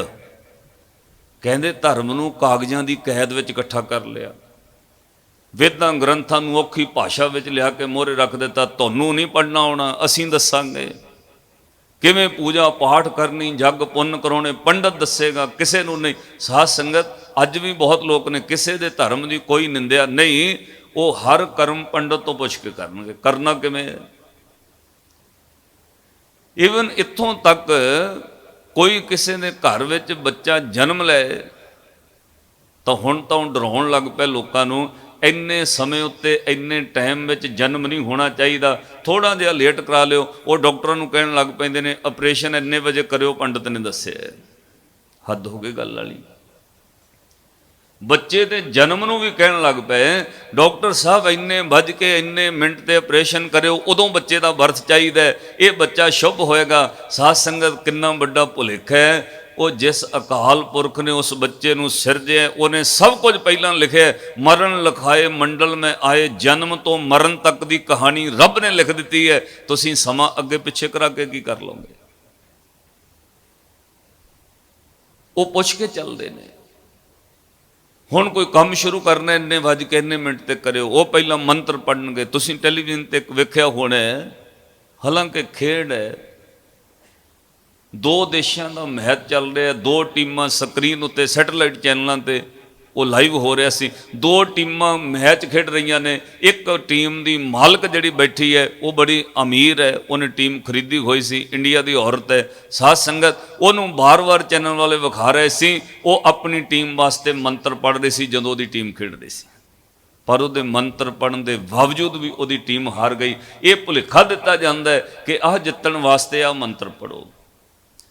श्री गुरु ग्रंथ साहब महाराज की बाणी ने तुहाडे भरम दूर किए ने। ऐसी कोई बाणी नहीं जिहड़ी उचारण की होवे गुरु ने जी आह काम वास्ते आह बाणी पढ़ो, वो वक्री गल है। सानू भुलेखा पै गया, मैनू माफ़ करियो। विचों विचों शब्द कढ़ के असीं एक बाणी बना लई है, उहदा नाम रख लिया दुख पंजनी। सुखमनी साहब का पाठ नहीं, हुण दुख पंजनी का करन लग पे। वो शब्द श्री गुरु ग्रंथ साहब महाराज की बाणी, गुरु ने इस तरह की कोई बाणी नहीं उचारण की। ਸਤਿਗੁਰਾਂ ਇੱਕ ਸਰਲ ਸ਼ਬਦ ਉਚਾਰਨ ਕੀਤੇ ਨੇ, ਭਾਈ ਇਸ ਤਰ੍ਹਾਂ ਦੀ ਕੋਈ ਬਾਣੀ ਨਹੀਂ। ਇਹ ਗੁਰੂ ਗ੍ਰੰਥ ਸਾਹਿਬ ਮਹਾਰਾਜ ਦੀ ਬਾਣੀ ਤਾਂ ਤੁਹਾਡਾ ਭਰਮ ਦੂਰ ਕਰੇਗੀ। ਇੱਥੋਂ ਤੱਕ ਪੜ੍ਹਨ ਵਾਲੇ ਨੂੰ ਸਾਧ ਸੰਗਤ ਗੁਰੂ ਗ੍ਰੰਥ ਸਾਹਿਬ ਮਹਾਰਾਜ ਦੀ ਬਾਣੀ ਜਿਹੜੀ ਹੈ ਮੈਂਟਲੀ ਪ੍ਰਪੇਅਰ ਕਰੇਗੀ, ਮਾਨਸਿਕ ਤੌਰ ਤੇ ਤਿਆਰ ਕਰੇਗੀ। ਅੱਜ ਸੁੱਖ ਨੇ, ਦੁੱਖ ਵੀ ਆਉਣਗੇ, ਤੂੰ ਤਿਆਰ ਰਹੀ ਉਹਦੇ ਵਾਸਤੇ। ਅੱਜ ਖੁਸ਼ੀ ਹੈ, ਗਮ ਵੀ ਹੋ ਸਕਦਾ ਹੈ। ਅੱਜ ਜਨਮ ਹੈ, ਮੌਤ ਵੀ ਹੋ ਸਕਦੀ ਹੈ। ਗੁਰੂ ਗ੍ਰੰਥ ਸਾਹਿਬ ਮਹਾਰਾਜ ਦੀ ਬਾਣੀ ਨੇ ਕਿਸੇ ਨੂੰ ਭੁਲੇਖੇ 'ਚ ਨਹੀਂ ਪਾਇਆ। ਮਾਨਸਿਕ ਤੌਰ ਤੇ ਤੁਹਾਨੂੰ ਪਹਿਲੇ ਤਿਆਰ ਕੀਤਾ, ਮੈਂਟਲੀ ਪ੍ਰਪੇਅਰ ਰੱਖਿਆ ਸਿੱਖ ਨੂੰ। ਇਹ ਗੱਲ ਕਹਿ ਕੇ ਕਿ ਸੁਖ ਦੁੱਖ ਦੋਏ ਦਰ ਕੱਪੜੇ ਪਹਿਰੇ ਜਾਏ ਮਨੁੱਖ। ਭਾਈ ਇਹ ਰੱਬ ਨੇ ਲਿਖੇ ਨੇ, ਆਉਣਗੇ ਤੇਰੇ ਜੀਵਨ 'ਚ। ਇਹ ਤਿਆਰ ਕੀਤਾ ਮੈਂਟਲੀ ਤੁਹਾਨੂੰ ਕਿ ਹਰਖੰ ਤਾਂ ਸੋਗੰ ਭੋਗੰ ਤਾਂ ਰੋਗੰ। ਭਾਈ ਖੁਸ਼ੀ ਹੈ ਤੇ ਗਮ ਵੀ ਆਉਣਾ, ਉਦਾਸ ਨਾ ਹੋਈ। ਭੋਗ ਰਿਹਾ ਤੇ ਰੋਗ ਵੀ ਆ ਸਕਦੇ ਨੇ, ਇਸ ਲਈ ਉਦਾਸ ਹੋਣ ਦੀ ਲੋੜ ਨਹੀਂ, ਡਰਨ ਦੀ ਲੋੜ ਨਹੀਂ। ਹਾਂ, ਇੰਨਾ ਹੌਸਲਾ ਨਾਲ ਜ਼ਰੂਰ ਦਿੱਤਾ ਹੈ, ਸਿੱਖਾ ਦੁੱਖ ਆਵੇ ਇਹ ਤੂੰ ਪਹਿਲਾਂ ਤਿਆਰ ਰਹਿਣਾ। ਤੇਰੇ ਜੀਵਨ ਅੰਦਰ ਸੁੱਖ ਹੈ ਤਾਂ ਦੁੱਖ ਵੀ ਹੋਣਗੇ, ਖੁਸ਼ੀ ਹੈ ਤੇ ਗਮ ਵੀ ਹੋਏਗੀ, ਤੰਦਰੁਸਤੀ ਹੈ ਤਾਂ ਰੋਗ ਵੀ ਆਉਣਗੇ। ਪਰ ਜਦੋਂ ਤੈਨੂੰ ਮਹਿਸੂਸ ਹੋਵੇ ਕਿ ਤੇਰੀ ਜ਼ਿੰਦਗੀ ਦਾ ਰੋਗ ਵੱਡਾ ਹੋ ਰਿਹਾ ਹੈ, ਉਦੋਂ ਆਪਣੇ ਗੁਰੂ ਅੱਗੇ ਅਰਦਾਸ ਕਰੀ ਪ੍ਰੇਮ ਵਿੱਚ ਆ ਕੇ। ਹਾਂ, ਤੇਰੇ ਗੁਰੂ ਵਿੱਚ ਇੰਨੀ ਸਮਰੱਥਾ ਜ਼ਰੂਰ ਹੈ, ਜੇ ਤੂੰ ਚਿੱਤ ਜੋੜ ਕੇ ਅਰਦਾਸ ਕਰੇ, ਜਦੋਂ ਲੱਗੇ ਦੁੱਖ ਵੱਡਾ ਹੋ ਰਿਹਾ ਉਦੋਂ ਗੁਰੂ ਅੱਗੇ ਅਰਦਾਸ ਕਰੀ, ਤੈਨੂੰ ਗੁਰੂ ਤੱਤੀ ਹਵਾ ਵੀ ਨਹੀਂ ਲੱਗਣ ਦੇਗਾ। ਇਹ ਵਿਸ਼ਵਾਸ ਜ਼ਰੂਰ ਦਿੱਤਾ ਹੈ। ਪਰ ਇਦਾਂ ਕੁਝ ਨਹੀਂ ਕਿਹਾ ਵੇ ਆਹ ਬਾਣੀ ਪੜੋ ਦੁੱਖ ਨਹੀਂ ਆਉਣਗੇ। ਦੁੱਖ ਤਾਂ ਆਉਣਗੇ ਭਾਈ। ਜਿਸ ਗੁਰੂ ਨੇ ਸੁਖਮਨੀ ਸਾਹਿਬ ਉਚਾਰਨ ਕੀਤਾ ਹੈ, ਉਸ ਗੁਰੂ ਨੇ ਤੱਤੀ ਤਵੀ ਤੇ ਬੈਠ ਕੇ ਉਹ ਕਸ਼ਟ ਝੱਲਿਆ। ਸਾਧ ਸੰਗਤ ਸਾਨੂੰ ਸਮਝਾਇਆ ਜ਼ਿੰਦਗੀ 'ਚ ਦੁੱਖ ਆਉਣਗੇ ਭਾਈ, ਪਰ ਜਦੋਂ ਲੱਗੇ ਦੁੱਖ ਵੱਡਾ ਹੋ ਰਿਹਾ ਹੈ ਉਦੋਂ ਅਰਦਾਸ ਕਰੀ। ਮੁਸ਼ਕਲਾਂ ਆਉਣਗੀਆਂ, ਮੁਸ਼ਕਲਾਂ ਤੈਨੂੰ ਮਜ਼ਬੂਤ ਕਰਨਗੀਆਂ, ਦੁੱਖ ਤੈਨੂੰ ਰੱਬ ਨਾਲ ਜੋੜਨਗੇ। ਤੁਸੀਂ ਰੋਜ਼ ਹੀ ਪੜ੍ਹਦੇ ਹੋ, ਦੇਖੋ ਗੁਰੂ ਗ੍ਰੰਥ ਸਾਹਿਬ ਦੀ ਬਾਣੀ ਦਾ ਪ੍ਰਕਾਸ਼ ਪੁਰਬ ਮਨਾ ਰਹੇ ਹੋ, ਆਪਾਂ ਵਿੱਚੋਂ ਪ੍ਰਕਾਸ਼ ਸਿੱਖ ਸਕੀਏ। ਗੁਰੂ ਨੇ ਕੀ ਸਮਝਾਇਆ ਕਿ ਦੁੱਖ ਦਾਰੂ ਸੁਖ ਰੋਗ ਪਿਆ। ਪੜੋ, ਦੁੱਖ ਦਾਰੂ ਰੋਗ ਪਿਆ, ਜਾ ਸੁਖ ਤਾਮ ਨਾ ਹੋਈ। ਭਾਈ ਗੁਰੂ ਦੇ ਸਿੱਖਾ, ਦੁੱਖ ਤੇਰੇ ਵਾਸਤੇ ਦਵਾਈ ਹੈ, ਦਾਰੂ ਹੈ। ਕਿਉਂ? ਦੁੱਖ ਆਉਣਾ ਤੈਨੂੰ ਵਾਹਿਗੁਰੂ ਚੇਤੇ ਆਉਣਾ, ਦੁੱਖ ਆਉਣਾ ਤੇਰੀ ਸੁਰਤ ਚੋਂ ਵਿਕਾਰ ਮਿਟਣੇ ਨੇ, ਦੁੱਖ ਆਉਣਾ ਤੂੰ ਰੱਬ ਵੱਲ ਦੇ ਪਾਸੇ ਤੁਰਨਾ।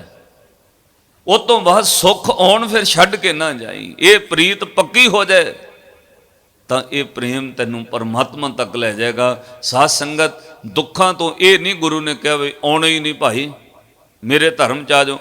ਇੱਦਾਂ ਦੇ ਧਰਮ ਹੁਣ ਪ੍ਰਸਿੱਧ ਹੋਣ ਲੱਗ ਪਏ ਨੇ, ਲੋਕਾਂ ਨੂੰ ਭਰਮ ਵਿੱਚ ਪਾ ਰਹੇ ਨੇ। ਸਾਡੇ ਕੋਲ ਆਓ ਸਾਰੇ ਦੁੱਖ ਹਟ ਜਾਣਗੇ, ਸਾਡੇ ਕੋਲ ਆਓ ਅਸੀਂ ਦੁੱਖ ਮਿਟਾ ਦਿੰਦੇ ਹਾਂ। ਗੁਰੂ ਗ੍ਰੰਥ ਸਾਹਿਬ ਮਹਾਰਾਜ ਦੀ ਬਾਣੀ ਤੁਹਾਨੂੰ ਬਿਲਕੁਲ ਭੁਲੇਖੇ 'ਚ ਨਹੀਂ ਰੱਖੇਗੀ। ਇਸ ਤਰ੍ਹਾਂ ਕਦੇ ਵੀ ਨਹੀਂ ਕਿਹਾ ਕਿ ਮੇਰੇ ਕੋਲ ਆਓ ਤੁਹਾਨੂੰ ਦੁੱਖ ਨਹੀਂ ਆਉਣਗੇ, ਨਹੀਂ। ਇੰਨਾ ਸਾਹਿਬ ਨੇ ਕਿਹਾ ਦੁੱਖ ਆਉਣਗੇ ਪਰ ਦੁੱਖਾਂ ਦਾ ਹੱਲ ਹੋ ਜਾਏਗਾ ਜੇ ਤੂੰ ਨਾਮ ਜਪੇਗਾ। ਦੁੱਖ ਦਾਰੂ ਸੁਖ ਰੋਗ ਪਿਆ। ਜਾਂ ਫਿਰ ਸਾਹਿਬ ਨੇ ਕਿਹਾ ਸਿਮਰੋ ਸਿਮਰ ਸਿਮਰ ਸੁਖ, ਕਲ ਕਲੇਸ਼ ਤਨ ਮਾਏ ਮਿਟਾਵੋ। ਭਾਈ ਤੂੰ ਸਿਮਰੀ, ਤੇਰੇ ਦੁੱਖ ਮਿਟ ਜਾਣਗੇ।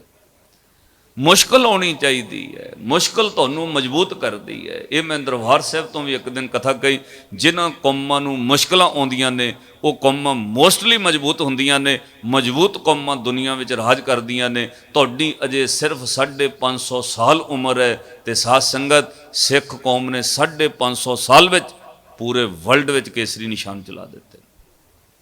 ਜਿਨ੍ਹਾਂ ਕੌਮਾਂ ਦੀ ਉਮਰ 5-5 ਹਜ਼ਾਰ ਸਾਲ ਹੋ ਗਈ ਹੈ, ਕਿੱਥੇ 500 ਸਾਲ ਤੇ ਕਿੱਥੇ 5000 ਸਾਲ। ਜਿਨ੍ਹਾਂ ਕੌਮਾਂ ਦੀ ਉਮਰ 5000 ਸਾਲ ਹੋ ਗਈ ਹੈ ਉਹ ਪੂਰੇ ਵਰਲਡ ਵਿੱਚ ਫੈਲ ਨਹੀਂ ਸਕੀਆਂ। ਤੁਸੀਂ ਪੂਰੇ ਵਰਲਡ ਵਿੱਚ ਫੈਲ ਗਏ ਹੋ। ਕਿਸੇ ਦੇਸ਼ ਦੇ ਅੰਦਰ ਕਿਰਪਾਨ ਦਾ ਕੇਸ ਹੈ, ਕਿਤੇ ਦਸਤਾਰ ਦਾ ਕੇਸ ਹੈ। ਕਿਉਂ ਸਾਧ ਸੰਗਤ? ਪੂਰੇ ਵਰਲਡ ਦੇ ਅੰਦਰ ਕੇਸਰੀ ਨਿਸ਼ਾਨ, ਉਹਦਾ ਕੋਈ ਰੀਜ਼ਨ ਹੈ, ਤੁਸੀਂ ਮੁਸ਼ਕਲਾਂ ਵੀ ਦੂਜੀਆਂ ਕੌਮਾਂ ਨਾਲੋਂ 1000 ਗੁਣਾ ਵੱਧ ਸਹੀਆਂ ਨੇ। ਜਿਹੜੀ ਕੌਮ ਮੁਸ਼ਕਲਾਂ ਚੋਂ ਗੁਜ਼ਰਦੀ ਹੈ ਉਹ ਮੋਸਟਲੀ ਮਜ਼ਬੂਤ ਹੁੰਦੀ ਹੈ। ਮਜ਼ਬੂਤ ਲੋਕ ਦੁਨੀਆ ਵਿੱਚ ਰਾਜ ਕਰਦੇ ਨੇ। ਸਿੱਖ ਕਿਤੇ ਵੀ ਜਾ ਕੇ ਵਸ ਜਾਏ, ਉਹ ਵੱਡੀ ਤੋਂ ਵੱਡੀ ਮੁਸ਼ਕਲ ਵਿੱਚ ਜ਼ਿੰਦਗੀ ਨੂੰ ਸਵਰਗ ਬਣਾ ਲੈਂਦਾ ਹੈ। ਮੈਂ ਐਸੇ ਗੁਰਸਿੱਖ ਵੇਖੇ ਨੇ ਜਿਨ੍ਹਾਂ ਕੰਟਰੀਆਂ ਸ਼ਹਿਰਾਂ ਵਿੱਚ 2-2 ਘਰ ਨੇ, ਉਹਨੀ ਆਪਣਾ ਘਰ ਅਜੇ ਵੀ ਸਾਧ ਸੰਗਤ ਲੋਨ ਉੱਤੇ ਮੌਰਗੇਜ ਚੱਲਦਾ, ਸਭ ਤੋਂ ਪਹਿਲਾਂ ਗੁਰੂ ਦਾ ਘਰ ਬਣਾਇਆ, ਭਾਵੇਂ ਛੋਟਾ ਹੀ ਬਣਾਇਆ ਹੋਵੇ। ਪਹਿਲਾਂ ਗੁਰੂ ਗ੍ਰੰਥ ਸਾਹਿਬ ਦਾ ਪ੍ਰਕਾਸ਼ ਕੀਤਾ ਜਿੱਥੇ ਗਿਆ। ਇੱਥੇ ਤੁਸੀਂ ਜੋਬਾਂ ਹੀ ਕਰਨ ਆਏ ਸੀ ਨਾ, ਗੁਰੂ ਨੇ ਕੈਸੀ ਲਾਗ ਲਾਈ ਹੋਏਗੀ ਆਰੰਭਕ ਸਿੱਖਾਂ ਦੇ ਅੰਦਰ, ਜਿੱਥੇ ਜੋਬ ਕਰਨੀ, ਘਰ ਬਣਾਉਣਾ, ਪਹਿਲਾਂ ਗੁਰੂ ਦਾ ਘਰ ਉੱਥੇ ਹੋਣਾ ਚਾਹੀਦਾ। ਅੱਜ ਕਿਸ ਤਰ੍ਹਾਂ ਇਹ ਸਭ ਕੁਝ ਮਹਿਲ ਮਨਾਰੇ ਬਣ ਗਏ। ਸਿੱਖ ਆਪਣੇ ਤੋਂ ਪਹਿਲਾਂ ਗੁਰੂ ਨੂੰ ਅੱਗੇ ਰੱਖਦਾ ਹੈ, ਔਰ ਜਿੱਦਣ ਸਿੱਖ ਜੀਵਨ ਵਿੱਚ ਆਪਣੇ ਹਰ ਕਾਰਜ ਵਿੱਚ ਗੁਰੂ ਨੂੰ ਅੱਗੇ ਰੱਖਣ ਲੱਗ ਜਾਏ, ਯਾਦ ਰੱਖਿਓ ਗੁਰੂ ਤੁਹਾਨੂੰ ਆਪਣੇ ਤੋਂ ਵੀ ਅੱਗੇ ਕਰ ਦਿੰਦਾ ਹੈ। ਇਹ ਗੁਰੂ ਗ੍ਰੰਥ ਸਾਹਿਬ ਮਹਾਰਾਜ ਦੀ ਬਾਣੀ ਦੀ ਵਡਿਆਈ ਹੈ। ਸਿੱਖਾਂ ਤੂੰ ਗੁਰੂ ਨੂੰ ਹਰ ਕਾਰਜ ਵਿੱਚ ਮੋਹਰੇ ਰੱਖ, ਗੁਰੂ ਤੈਨੂੰ ਆਪਣੇ ਤੋਂ ਵੀ ਮੋਹਰੇ ਕਰ ਦੇਗਾ। ਇਹ ਗੁਰੂ ਨੇ ਵਡਿਆਈ ਦਿੱਤੀ ਹੈ। ਦਸਮ ਪਿਤਾ ਸ੍ਰੀ ਗੁਰੂ ਗੋਬਿੰਦ ਸਿੰਘ ਮਹਾਰਾਜ ਨੇ ਆਪਣੇ 4 ਸਾਹਿਬਜ਼ਾਦਿਆਂ ਬਾਰੇ ਸਿੱਖਾਂ ਨੂੰ ਕਿਹਾ, ਸਿੱਖੋ ਮੇਰੇ ਪੁੱਤਰਾਂ ਦਾ ਨਾਮ ਪਹਿਲਾਂ ਨਾ ਲਿਓ, ਪਹਿਲਾਂ ਮੇਰੇ ਗੁਰਸਿੱਖਾਂ ਦਾ ਨਾਮ ਲਿਓ। ਗੁਰੂ ਨੇ ਸਿੱਖਾਂ ਨੂੰ ਮੋਹਰੇ ਕੀਤਾ ਹੈ। ਤੁਸੀਂ ਜਦੋਂ ਅਰਦਾਸ ਕਰੋਗੇ ਉਹਦਾ ਦੂਜਾ ਪੈਰਾ ਪੜ੍ਹਦੇ ਹੋ, ਉਹਦੇ ਵਿੱਚ ਸਾਹਿਬ ਦਾ ਹੁਕਮ ਹੈ, ਪਹਿਲਾਂ ਅਰਦਾਸੀਆਂ ਕਹੇਗਾ 5 ਪਿਆਰਿਆਂ, ਫਿਰ ਕਹੇਗਾ 4 ਸਾਹਿਬਜ਼ਾਦਿਆਂ। ਇਹ ਗੁਰੂ ਦਾ ਹੁਕਮ ਹੈ। ਪਹਿਲਾਂ 5 ਪਿਆਰੇ, ਫਿਰ ਗੁਰੂ ਦੇ ਆਪਣੇ ਪੁੱਤਰ 4 ਸਾਹਿਬਜ਼ਾਦੇ। ਹਰ ਦੀਵਾਨ ਵਿੱਚ ਇੱਕ ਕਲਾ ਵਰਤਦੀ ਹੈ। ਜਦੋਂ ਸਮਾਪਤੀ ਹੋਣੀ, ਕੜਾਹ ਪ੍ਰਸ਼ਾਦੀ ਦੇਗ ਵਰਤਾਈ ਜਾਣੀ ਹੈ। ਵਰਤਾਵੇ ਨੇ ਕੀ ਕਰਨਾ ਹੈ? ਕਿਰਪਾਨ ਭੇਂਟ ਕਰਨ ਤੋਂ ਬਾਅਦ, ਅਰਦਾਸ ਤੋਂ ਬਾਅਦ ਇੱਕ ਥਾਲ ਵਿੱਚ 5 ਗੱਫੇ ਪ੍ਰਸ਼ਾਦ ਦੇ ਕੱਢਣੇ ਨੇ। ਕਦੇ ਪੁੱਛਿਓ ਕਿਹਦੇ ਵਾਸਤੇ ਕੱਢੇ ਨੇ? ਉਹ ਕੱਢਣ ਲੱਗਿਆਂ ਪਹਿਲਾਂ ਕਹਿੰਦਾ 5 ਪਿਆਰਿਆਂ ਲਈ ਭਾਈ ਸਾਹਿਬ ਭਾਈ ਦਇਆ ਸਿੰਘ ਜੀ, ਭਾਈ ਸਾਹਿਬ ਭਾਈ ਧਰਮ ਸਿੰਘ ਜੀ, ਭਾਈ ਸਾਹਿਬ ਭਾਈ ਹਿੰਮਤ ਸਿੰਘ ਜੀ, ਭਾਈ ਸਾਹਿਬ ਭਾਈ ਮੋਹਕਮ ਸਿੰਘ ਜੀ, ਭਾਈ ਸਾਹਿਬ ਭਾਈ ਸਾਹਿਬ ਸਿੰਘ ਜੀ। ਕੋਈ ਪੁੱਛੋ ਇਹ ਕਿਹਦਾ ਹੁਕਮ ਹੈ? ਇਹ ਸ੍ਰੀ ਗੁਰੂ ਗੋਬਿੰਦ ਸਿੰਘ ਮਹਾਰਾਜ ਦਾ ਹੁਕਮ ਹੈ। ਸੰਗਤ ਵਿੱਚ ਪ੍ਰਸ਼ਾਦ ਵਰਤਾਉਣ ਤੋਂ ਪਹਿਲਾਂ ਮੇਰੇ 5 ਸਿੱਖਾਂ ਨੂੰ ਯਾਦ ਜ਼ਰੂਰ ਕਰਿਓ। ਇਹ ਨਹੀਂ ਕਿਹਾ ਮੇਰੇ ਪੁੱਤਰਾਂ ਨੂੰ ਯਾਦ ਕਰ ਲਿਓ, ਉਹਨੇ ਸ਼ਹਾਦਤ ਦਿੱਤੀ ਮੇਰੇ ਸਾਹਿਬਜ਼ਾਦਿਆਂ ਨੂੰ ਯਾਦ ਕਰਿਓ, ਨਹੀਂ। ਮੇਰੀ ਮਾਂ ਗੁਜਰੀ ਦੇ ਨਾਮ ਤੇ ਪ੍ਰਸ਼ਾਦ ਕੱਢ ਲਿਓ, ਐਦਾਂ ਨਹੀਂ ਕਿਹਾ। ਪ੍ਰਸ਼ਾਦ ਕੱਢਣ ਲਈ ਕਿਹਾ ਪਹਿਲਾਂ ਗੁਰਸਿੱਖਾਂ ਲਈ। ਗੁਰੂ ਸਿੱਖ ਨੂੰ ਆਪਣੇ ਤੋਂ ਮੋਹਰੇ ਰੱਖਦਾ। ਨਗਰ ਕੀਰਤਨ ਦੇ ਦਰਸ਼ਨ ਕਰਦੇ ਹੋ ਨਾ, ਗੁਰੂ ਗ੍ਰੰਥ ਸਾਹਿਬ ਮਹਾਰਾਜ ਦੇ ਸਰੂਪ ਪਿੱਛੇ ਹੁੰਦੇ ਨੇ। ਪਹਿਲਾਂ ਸੰਗਤ ਕਿਹਦੇ ਉੱਤੇ ਫੁੱਲਾਂ ਦੀ ਵਰਖਾ ਕਰਦੀ, ਕਿਹਨੂੰ ਸਰੋਪੇ ਪਾਉਂਦੇ ਨੇ? 5 ਪਿਆਰਿਆਂ ਨੂੰ, ਸਿੱਖਾਂ ਨੂੰ ਮੋਹਰੇ। ਪਰ ਸ਼ਰਤ ਹੈ ਸਿੱਖਾ ਤੂੰ ਜੀਵਨ ਵਿੱਚ ਪਹਿਲਾਂ ਗੁਰੂ ਨੂੰ ਮੋਹਰੇ ਰੱਖੇ। ਜਦੋਂ ਤੂੰ ਗੁਰੂ ਨੂੰ ਮੋਹਰੇ ਰੱਖਣ ਲੱਗ ਜਾਏਗਾ, ਇਹ ਯਾਦ ਰੱਖੀ, ਗੁਰੂ ਤੇਰੇ ਨਾਲ ਰਹਿਣ ਲੱਗ ਜਾਏਗਾ। ਫਿਰ ਤੇਰਾ ਨਾਮ ਗੁਰਸਿੱਖ ਪੈ ਜਾਣਾ। ਸਿੱਖ ਤੋਂ ਪਹਿਲਾਂ ਗੁਰੂ ਪਹੁੰਚ ਜਾਂਦਾ ਹੈ। ਹਰ ਕਾਰਜ ਫਿਰ ਗੁਰੂ ਕਰਨ ਲੱਗ ਪੈਂਦਾ। ਇੱਥੋਂ ਤੱਕ ਸਾਹਿਬ ਨੇ ਲਿਖ ਕੇ ਦਿੱਤਾ, ਜਿੱਦਣ ਤੇਰੇ ਜੀਵਨ ਅੰਦਰ ਗੁਰੂ ਪਹਿਲ ਦੇ ਆਧਾਰ ਤੇ ਆ ਗਿਆ, ਉਦਣ ਯਾਦ ਰੱਖੀ ਤੇਰਾ ਹਰ ਕੰਮ ਤੇਰੇ ਪਹੁੰਚਣ ਤੋਂ ਪਹਿਲਾਂ ਗੁਰੂ ਕਰ ਦੇਗਾ। ਕਿਤੇ ਲਿਖਿਆ ਹੋਇਆ, ਆ ਪੰਕਤੀ ਪੜੋ, ਜਿੱਥੇ ਹਜ਼ੂਰ ਕਹਿੰਦੇ ਸੇਵਕ ਕੋ ਨਿਕਟੀ ਹੋਏ ਦਿਖਾਵੇ, ਜੈ ਜੈ ਕਾਜ ਕਿਰਤ ਸੇਵਕ ਕੀ ਤਹਾਂ ਤਹਾਂ ਉਠ। ਪੜਿਆ ਕਰੋ ਗੱਜ ਕੇ, ਜੈ ਜੈ ਕਾਜ ਕਿਰਤ ਸੇਵਕ ਕੀ ਤਹਾਂ ਤਹਾਂ ਉਠ। ਅਗਲੀ ਗੱਲ, ਸੇਵਕ ਕੋ ਨਿਕਟੀ ਹੋਏ ਦਿਖਾਵੇ, ਜੋ ਜੋ ਕਹੇ ਠਾਕੁਰ ਪੈ, ਸੇਵਕ ਤਤਕਾਲ ਹੋਏ ਆਵੇ। ਤਤਕਾਲ, ਇਮੀਡੀਏਟਲੀ, ਉਸੇ ਵਕਤ। ਆ ਤਤਕਾਲ ਹੁਣ ਸੇਵਾ ਸ਼ੁਰੂ ਹੋਈ ਨਾ, ਰੇਲਵੇ ਵਾਲਿਆਂ ਸ਼ੁਰੂ ਕੀਤੀ, ਤਤਕਾਲ ਟਿਕਟ ਮਿਲਦੀ ਹੈ। ਜਹਾਜ਼ਾਂ ਵਾਲੇ ਕਹਿੰਦੇ ਨੇ ਮਹਿੰਗੀ ਮਿਲਦੀ ਹੈ, ਤਤਕਾਲ ਮਿਲ ਸਕਦੀ ਹੈ। ਮੇਰੇ ਗੁਰੂ ਨੇ 5 ਸਦੀਆਂ ਪਹਿਲਾਂ ਕਿਹਾ, ਸਿੱਖਾ ਤੂੰ ਪ੍ਰੇਮ ਕਰਕੇ ਵੇਖ, ਤੇਰਾ ਕੰਮ ਤਤਕਾਲ ਹੋਏਗਾ, ਉਸੇ ਵਕਤ। ਤੇਰੀ ਫਾਈਲ ਪੈਂਡਿੰਗ ਨਹੀਂ ਰੱਖੀ ਜਾਏਗੀ, ਉਸੇ ਵਕਤ ਕੰਮ ਹੋਏਗਾ, ਉਸੇ ਵਕਤ, ਤਤਕਾਲ, ਇਮੀਡੀਏਟਲੀ। ਕਦੋਂ? ਜਦੋਂ ਤੂੰ ਗੁਰੂ ਨੂੰ ਅੱਗੇ ਰੱਖਣ ਲੱਗ ਪਿਆ, ਜਦੋਂ ਤੂੰ ਭਾਉ ਔਰ ਭੈ ਵਾਲੇ ਮਾਰਗ ਤੇ ਤੁਰ ਕੇ ਗੁਰੂ ਨਾਲ ਇੱਕਮਿਕ ਹੋਣ ਲੱਗ ਪਿਆ, ਫਿਰ ਗੁਰੂ ਤੇਰੇ ਕਾਰਜ ਤੋਂ ਅੱਗੇ ਚੱਲ ਪਏਗਾ। ਸਤਿਗੁਰੂ ਗੁਰੂ ਗ੍ਰੰਥ ਸਾਹਿਬ ਮਹਾਰਾਜ ਜੀ ਦੀ ਪਾਵਨ ਬਾਣੀ, ਮੈਂ ਕੱਲ ਵਾਲੇ ਵਿਸ਼ੇ ਤੇ ਫਿਰ ਆਵਾਂ। ਜਦੋਂ ਗੁਰੂ ਗ੍ਰੰਥ ਸਾਹਿਬ ਮਹਾਰਾਜ ਦੇ ਰਮ ਤੋਂ ਦਰਸ਼ਨ ਕਰੋਗੇ, ਪਹਿਲਾਂ ਲਿਖਿਆ ਆਦ ਸਾਹਿਬ ਸ੍ਰੀ ਗੁਰੂ ਗ੍ਰੰਥ ਸਾਹਿਬ ਜੀ। ਥੱਲੇ ਪੰਕਤੀ ਲਿਖੀ, ਇਹ ਬੀੜ ਦਮਦਮੀ ਬੀੜ ਨਾਲ ਮਿਲਾ ਕੇ ਲਿਖੀ ਗਈ ਹੈ। ਉਸ ਤੋਂ ਅਗਲੇ ਪੇਜ ਤੇ ਆਇਓ, ਤਤਕਰਾ ਆਉਂਦਾ ਹੈ। ਤਤ ਦੇ ਵਿੱਚ ਅੰਕ ਲਿਖੇ ਹੋਏ ਨੇ, ਜਪ, ਸੋਦਰ, ਸੋਹਿਲਾ, ਰਾਗ, ਸ੍ਰੀ ਰਾਗ 14 ਅੰਗ ਤੇ। ਜਿੱਥੇ ਜਪ ਲਿਖਿਆ ਪੁਰਾਤਨ ਬੀੜਾਂ ਵਿੱਚ, ਉੱਥੇ ਵਿਦਵਾਨਾਂ ਪੜ੍ਹਿਆ, ਮੈਂ ਵੀ ਦਰਸ਼ਨ ਕੀਤੇ ਨੇ, ਜਪ ਨਿਸ਼ਾਨ ਉਹਦਾ ਅਰਥ ਹੈ ਉਹ ਡਾਕੂਮੈਂਟਸ, ਉਹ ਕਾਗਜ਼, ਉਹ ਰਾਹਦਾਰੀ, ਉਹ ਪਾਸਪੋਰਟ ਜਿਹਦੇ ਨਾਲ ਤੁਸੀਂ ਇੱਕ ਦੇਸ਼ ਤੋਂ ਦੂਜੇ ਦੇਸ਼ ਟਰੈਵਲ ਕਰਨਾ ਹੈ। ਸਿੱਖਾ ਰੋਜ਼ ਜਪ ਦਾ ਪਾਠ ਕਰੀ, ਹਰ ਰੋਜ਼ ਜਪਜੀ ਸਾਹਿਬ ਦਾ ਜਪ ਕਰੀ। ਜਿੱਦਣ ਤੇਰੀ ਸੁਰਤ ਜੁੜਨ ਲੱਗ ਪਈ, ਇਹ ਜਪਜੀ ਸਾਹਿਬ ਦੀ ਬਾਣੀ ਉਹ ਪਾਸਪੋਰਟ ਹੈ ਜਿਹੜੀ ਤੈਨੂੰ ਗੁਰੂ ਨਾਨਕ ਦੇ ਦੇਸ਼ ਵਿੱਚ ਲੈ ਜਾਏਗੀ। ਇਹ ਜਪਜੀ ਸਾਹਿਬ ਦੀ ਬਾਣੀ ਉਹ ਸਟੈਂਪ ਵੀਜ਼ਾ, ਉਹ ਰਾਹਦਾਰੀ ਹੈ ਜਿਹੜੀ ਤੈਨੂੰ ਰੱਬ ਦੇ ਘਰ ਵਿੱਚ ਲੈ ਜਾਏਗੀ। ਇੱਕ ਹਿੰਦੂ ਵਿਦਵਾਨ ਨੇ ਗੁਰੂ ਗ੍ਰੰਥ ਸਾਹਿਬ ਮਹਾਰਾਜ ਜੀਆਂ ਦੇ 2008 ਵਿੱਚ 400 ਸਾਲਾ ਪੁਰਬ ਤੇ, ਸ਼ਤਾਬਦੀ ਪੁਰਬ ਤੇ ਲਾਈਵ ਗੱਲ ਕਹੀ ਸੀ। ਹੈ ਉਹ ਸਨਾਤਨੀ ਹਿੰਦੂ ਸਾਧ ਸੰਗਤ। ਉਹਨੇ ਇੱਕ ਗੱਲ ਕਹੀ, ਉਹ ਕਹਿੰਦਾ ਦੁਨੀਆ के लोगों, हिंदी में बोल रहा, ऐ संसार के लोगों, मैंने बहुत से ग्रंथों का अध्ययन किया है।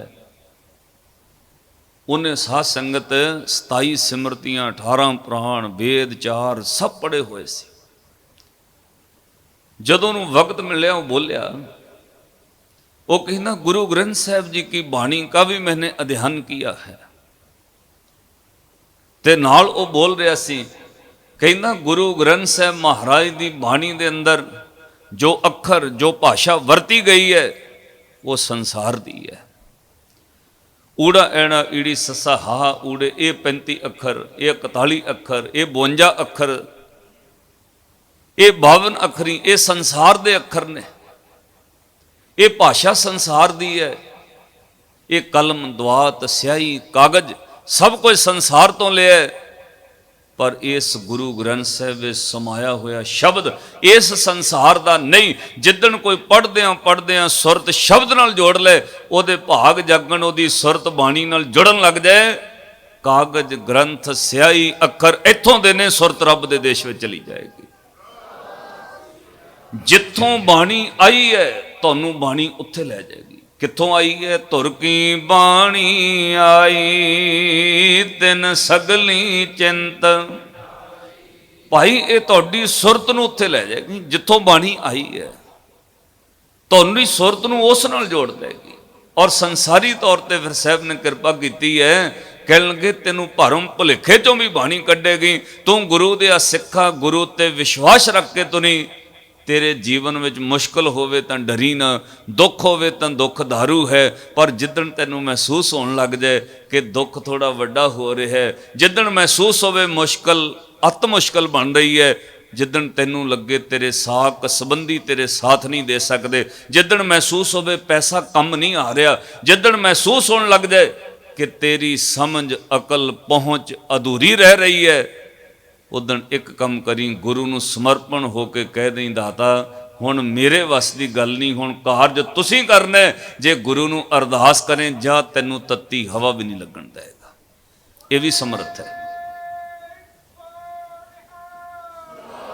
ਮੈਂ ਨਾਲ ਸ਼ਰਧਾ ਦੀ ਗੱਲ ਇਸ ਲਈ ਕਹਿ ਰਹੇ ਹਾਂ, ਦੋ ਚੀਜ਼ਾਂ ਗੁਰਮਤ ਵਿੱਚ ਨੇ, ਆਪੋ ਆਪਣਾ ਕਥਾ ਕਰਨ ਦਾ ਤਰੀਕਾ, ਜਿੱਤੇ ਗੁਰੂ ਦੀ ਜੋ ਬਖਸ਼ਿਸ਼ ਹੈ। ਮੈਂ ਬਹੁਤ ਆਪਣੇ ਆਪ ਨੂੰ ਅਧੂਰਾ ਤੇ ਛੋਟਾ ਮੰਨਣਾ ਹੈ। ਸਾਧ ਸੰਗਤ, ਦੋ ਚੀਜ਼ਾਂ ਨੇ, ਗਿਆਨ ਤੇ ਸ਼ਰਧਾ ਅਤਿਅੰਤ ਸਿੱਖ ਅੰਦਰ ਹੋਣੀ ਚਾਹੀਦੀ ਹੈ। ਕੱਲਾ ਗਿਆਨ ਤੁਹਾਨੂੰ ਕਿਤੇ ਵੀ ਨਹੀਂ ਪਹੁੰਚਾ ਸਕੇਗਾ। ਜੇ ਸ਼ਰਧਾ ਨਹੀਂ, ਗਿਆਨ ਖਤਰਨਾਕ ਹੋ ਸਕਦਾ ਹੈ। ਜੇ ਸ਼ਰਧਾ ਨਹੀਂ ਤਾਂ ਗਿਆਨ ਦੇ ਅੱਖਰ ਤੁਹਾਡੇ ਲਈ ਖਤਰਨਾਕ ਹੋ ਸਕਦੇ ਨੇ। ਦੋ ਚੀਜ਼ਾਂ ਵਿੱਚ ਸਿਆਣੇ ਸੱਜਣ ਬੈਠੇ ਨੇ। ਕੱਲਾ ਘਿਓ ਖਾਓਗੇ ਤਾਂ ਬਲੱਡ ਪ੍ਰੈਸ਼ਰ ਦੀ ਬਿਮਾਰੀ ਲਾ ਸਕਦਾ ਹੈ। ਕੱਲੀ ਸ਼ੱਕਰ ਖਾਓਗੇ ਸ਼ੂਗਰ ਕਰ ਸਕਦੀ ਹੈ।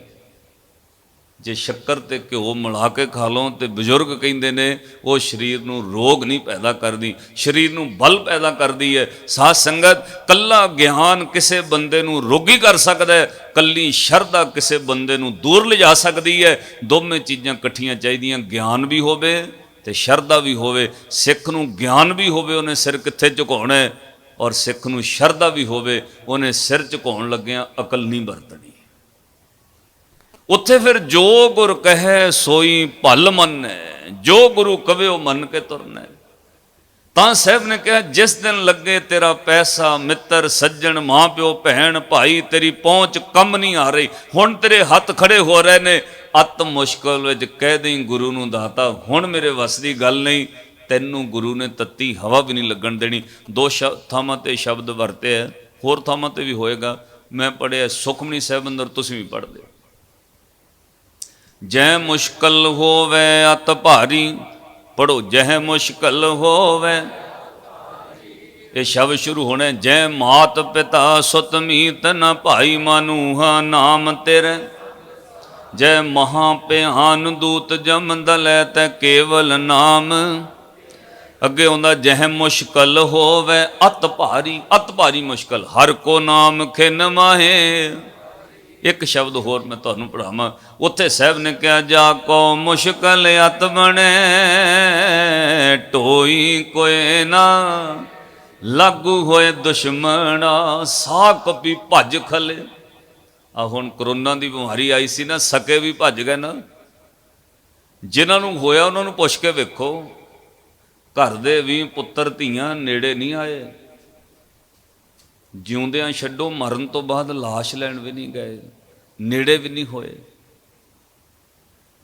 ਸਾਹਿਬ ਨੇ ਕਿਹਾ ਜਿੱਥੇ ਅਤ ਮੁਸ਼ਕਲ ਹੋ ਤੇਰੇ ਨੇੜੇ ਵੀ ਕੋਈ ਆਉਣ ਤੋਂ ਡਰਨ ਲੱਗ ਜਾਏ, ਜਾ ਕੋ ਮੁਸ਼ਕਲ ਅਤ ਬਣੇ, ਢੋਈ ਕੋਈ ਨਾ ਦੇ ਲਾਗੂ ਹੋਏ ਦੁਸ਼ਮਣਾ, ਸਾ ਕਭੀ ਭੱਜ ਗਲ ਸਭੋ ਭੱਜੈ ਆਸਰਾ, ਪੜੋ ਚੁੱਕੈ ਸਭ ਸਰਾਓ, ਚਿਤਾਵੇ ਉਸ ਪਾਰ ਬ੍ਰਹਮ ਤਾਂ ਲੱਗੇ ਨਾ ਤੱਤੀ ਵਾਓ।